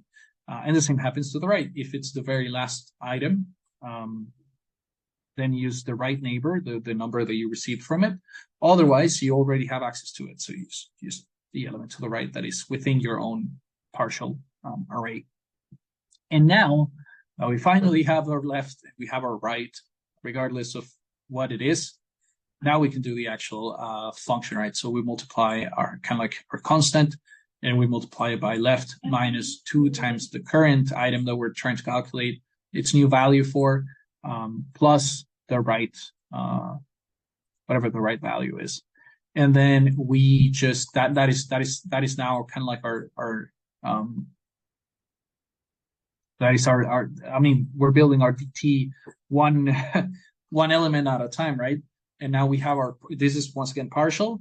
We have our partial T from the previous iteration or from the original iteration. And now we add that difference, which we add to it. And now we say, hey, our temperature, our array is now going to be this. So we've just updated it. We've just replaced it. And there you go. That's one step of the calculation. That's the calculation. We've just completed one step. So it's all about communication first, and then calculation second. And now comes just be the part of plotting, which is very similar to the serial, except for the fact that only rank 0 is going to do it, and it's only going to be done if it's in the snapshots. That was already in the serial version. But then if it is part of the snapshots, okay, wait a second. We've been dealing with partial arrays. Every process has their own partial array. So we need to bring everything together. And we can use collective communication, and we can use gather. So that's what's going on. So full T is going to be defined as none for everyone. But if you're rank 0, it's going to be np.empty and it's going to be size n, because it's going to be size of what it should, the full array, which is the 256.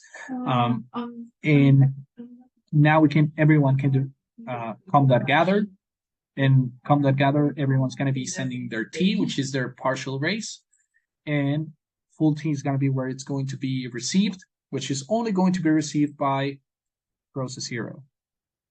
So that's how the gather happens.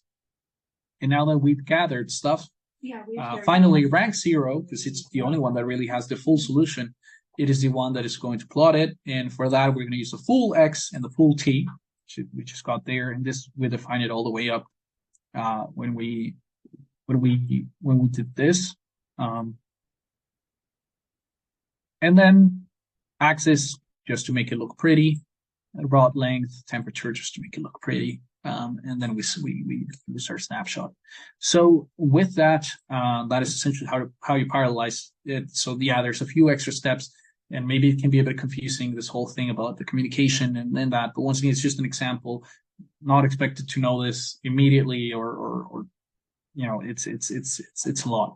So with that being mentioned, I think that now we'll go into actually running it and seeing how it goes. And what I'm going to also make sure that I do is time it. So let's choose to time. We'll do MPI run. We're going to be running it first with, I requested, I believe, and actually, here you go. One of the things that I explained earlier is that there's an environment variable, which is learn and tasks, right? Depending on what you want to do. And tasks. And I can do echo. And there you go. I requested 8, and that's what I've been allocated, which is good to know. So now I can do the MPI run. Actually, first I'm going to time it. MPI run. And we're going to do, maybe let's start first with one process. So it's going to be equivalent to the serial version. There might be some overhead because of the communication that's happening within it, because obviously it will still do all of this, all of the communication. It's going to be within one process, which is a bit silly. So it's not going to be the best benchmark. Ideally, we would want to run this with a serial, but just to do it very quickly, we'll leave it at that, and we'll do the Python. This is the serial 1D. Perfect. So that's not Tim, but rather time. API run and one Python serial one. And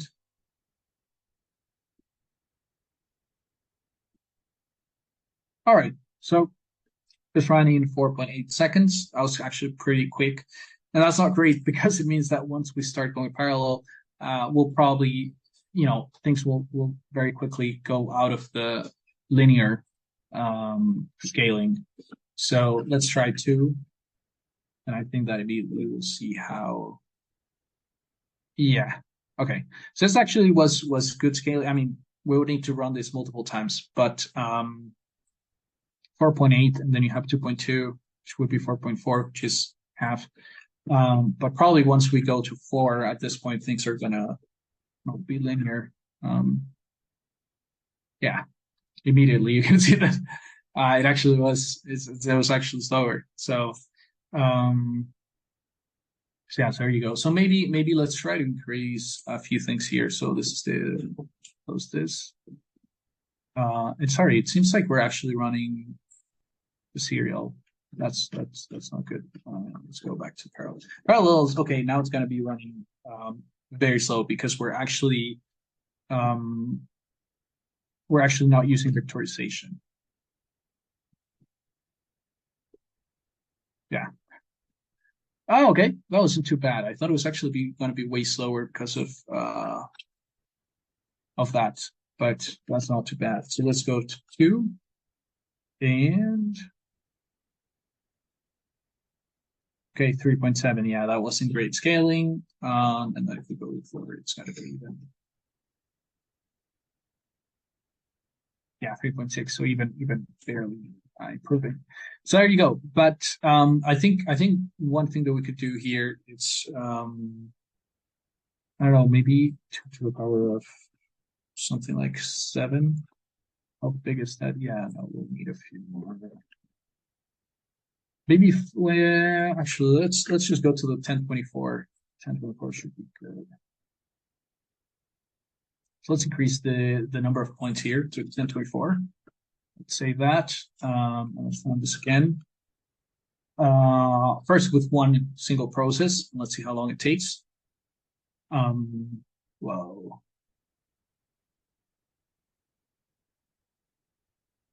Okay, yeah. So this is where this is good to have this check. Um, so what I'm gonna do quickly is yeah, because let's see. So our alpha, it's alpha times dt divided by dx. It's power of 2. In our dx, I'm pretty sure it's just L divided by n, which is very small, which means that we probably want to increase, or actually make dt smaller, because our alpha is just this, so we can't really change that. So our dt will be this, and we need to make how small.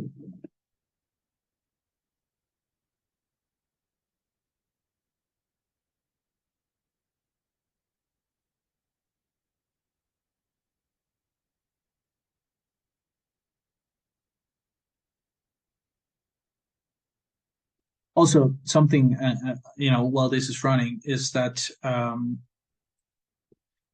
the like plotting, it takes a lot of time, as well as some imports. Like if you really start benchmarking each step, you're gonna see how there's a lot of serial stuff here that you'll never be able to make faster. So, and also it makes sense that it hits very quickly. It's taking quite a little while to run it. Though it's gonna maybe take 30 seconds or something like that.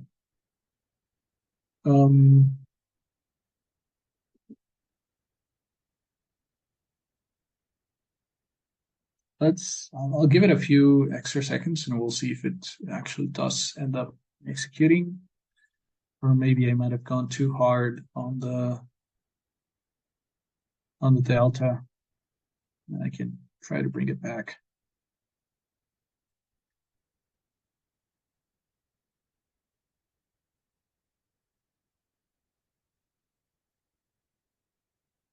Okay, so it did end up running.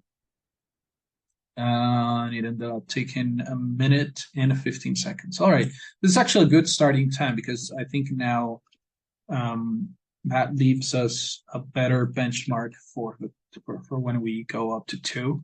Now, in theory, it should take what, 37 seconds maybe. So we'll see if that happens.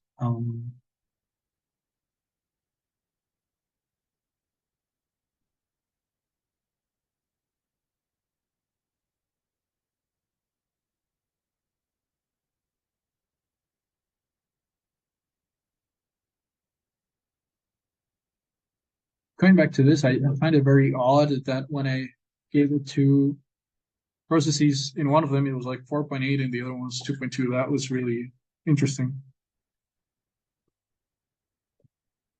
because in theory it was running the same thing.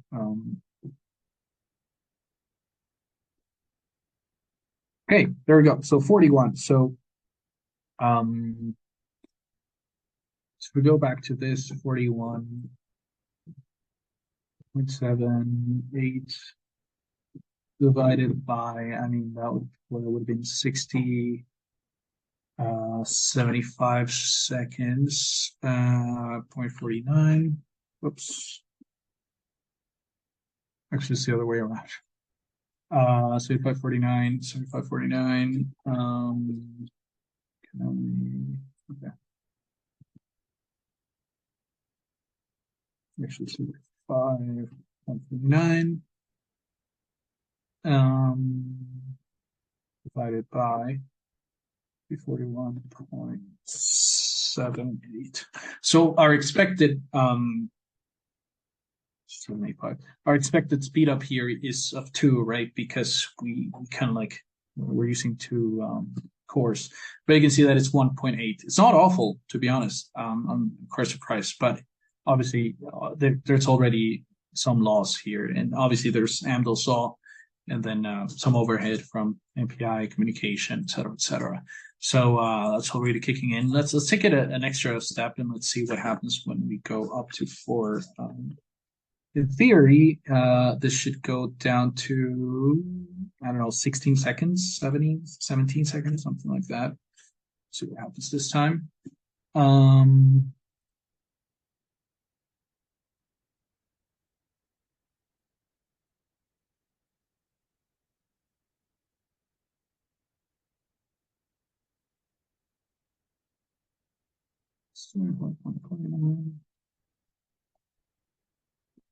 let's see. All right, yeah. So that's handle saw really starting to become more important. 23.64, 7. Yeah, so this speed up should be a 4, but you can already see this 3.19, which yeah, like we're already starting to, to really, yeah, like if you imagine that curve, right? You can imagine how we're starting to really curve, and as I mean, if I keep increasing this just for the fun of it, all the way to 8, which is the maximum number of tasks that I requested, um, this should be even more. 5.9 divided by our speed up here, our expected value is 8. It's actually taking quite yeah, 16.219. Yeah, we're barely touching 4.65. So I mean, and you can go in and try to calculate what's, each step, how much it's how long it's taking, how long the parallel section is, how long the serial section is, and probably, I mean, based on this, if we're starting to it seems like from the previous one we're not able to cross 3.4 point. Yeah, so I don't know what's the theoretical limit. Like it might be somewhere around the 6. Like, yeah, that speed up of 6 might be the theoretical limit. Like you'll have to calculate it using Amdahl saw and figuring out what's in serial and what's in parallel. But yeah, you can see how yes, the times are getting faster. Certainly, we're far from minute 15, but yes, like you can see how Amdahl saw kicks in and the importance of knowing your code, benchmarking your code, and knowing what are the theoretical limits of how fast your code can go, right? Based on just what's serial and what's parallel. And just for completeness here, I think that we need to open these snapshots just to make sure that everything's looking good. So let's make this smaller. You can see how we're starting. Looks the exact same. And then this also looks the exact same. That's at the 10th second, at the 20th second, 30th, and then at the 60th. So it looks the exact same as when we run it in serial, parallel. The values look the same. Everything is the same. Calculations are the same. It's just that in one situation, they're running in serial, and in the other one, they're running parallel. So that is the whole thing. And that is pretty much it. That's everything that I wanted to discuss today, that I wanted to bring up. I mean, from here, you can go ahead and take it to whatever problem you're actually working on. Once again, as I've mentioned multiple times, like it all depends on the problem you're looking for, and the solution is going to look different. Like, I mean, this one way in which it has been done, but I mean, could have been done in a few different ways. For example, instead of initializing it by rank 0, it could have been initialized in parallel so that each process is initializing its. I mean, the calculations are happening here in parallel, wherever we're initializing t. But what I'm saying is defining those initial points in the X space. That could have been done in parallel. The implicit boundary condition is something that we can also get rid of. Like, I mean, if we decide to use vectorization instead of this for loop that I have here, I mean, first, that's going to speed up the execution. And second of all, I mean, that's going to clean up some things. Instead of using this communication where I'm storing it on an arbitrary variable, I can create a buffer in that partial array, similar to what I explained earlier, and then store the values that have been communicated into those buffered places in the array. So once again, there's so many different changes that can be done, improvements. Maybe instead of plotting in this, we leave this to a separate script. The script is just dedicated, at the end of this, at the end of the execution, everyone just stores their snapshots or something like that in because with NumPy you can store it, right? Like you can save that array, and then a separate script is the one that takes all the data and creates the charts, for example. And that way you're not wasting time with plotting and you're not wasting time with gathering. So there are a lot of changes in it's not that one or the other one is right or wrong. Like in this case, I just want to make it as explicit as possible, this calculation. So I didn't use vectorization.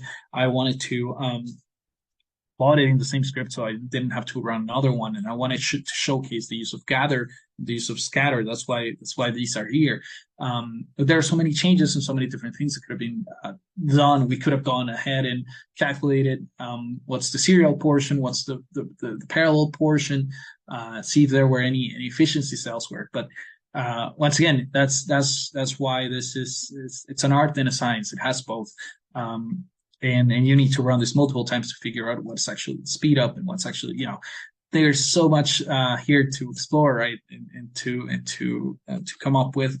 But I hope that this has given you an introduction into MPI, the specific use of it within Python using MPI for PY. As I mentioned, anything that you learn here about gather, all of that is transferable to if you decide to go ahead and use the Fortran implementation, the C implementation, C++, Java, anything, however you want to do it. A lot of this stuff, it's going to be transferable. And now at least you know the basics and kind of like that, how you can even start to approach that problem. And so I hope that you've gotten some really useful information from this course, and I hope that like you go ahead and play with it and you learn and you're able to implement this in some way, shape or form in whatever it is that you're doing. So thank you very much. Have a good rest of the day, and we'll see you on the next workshop. Thank you.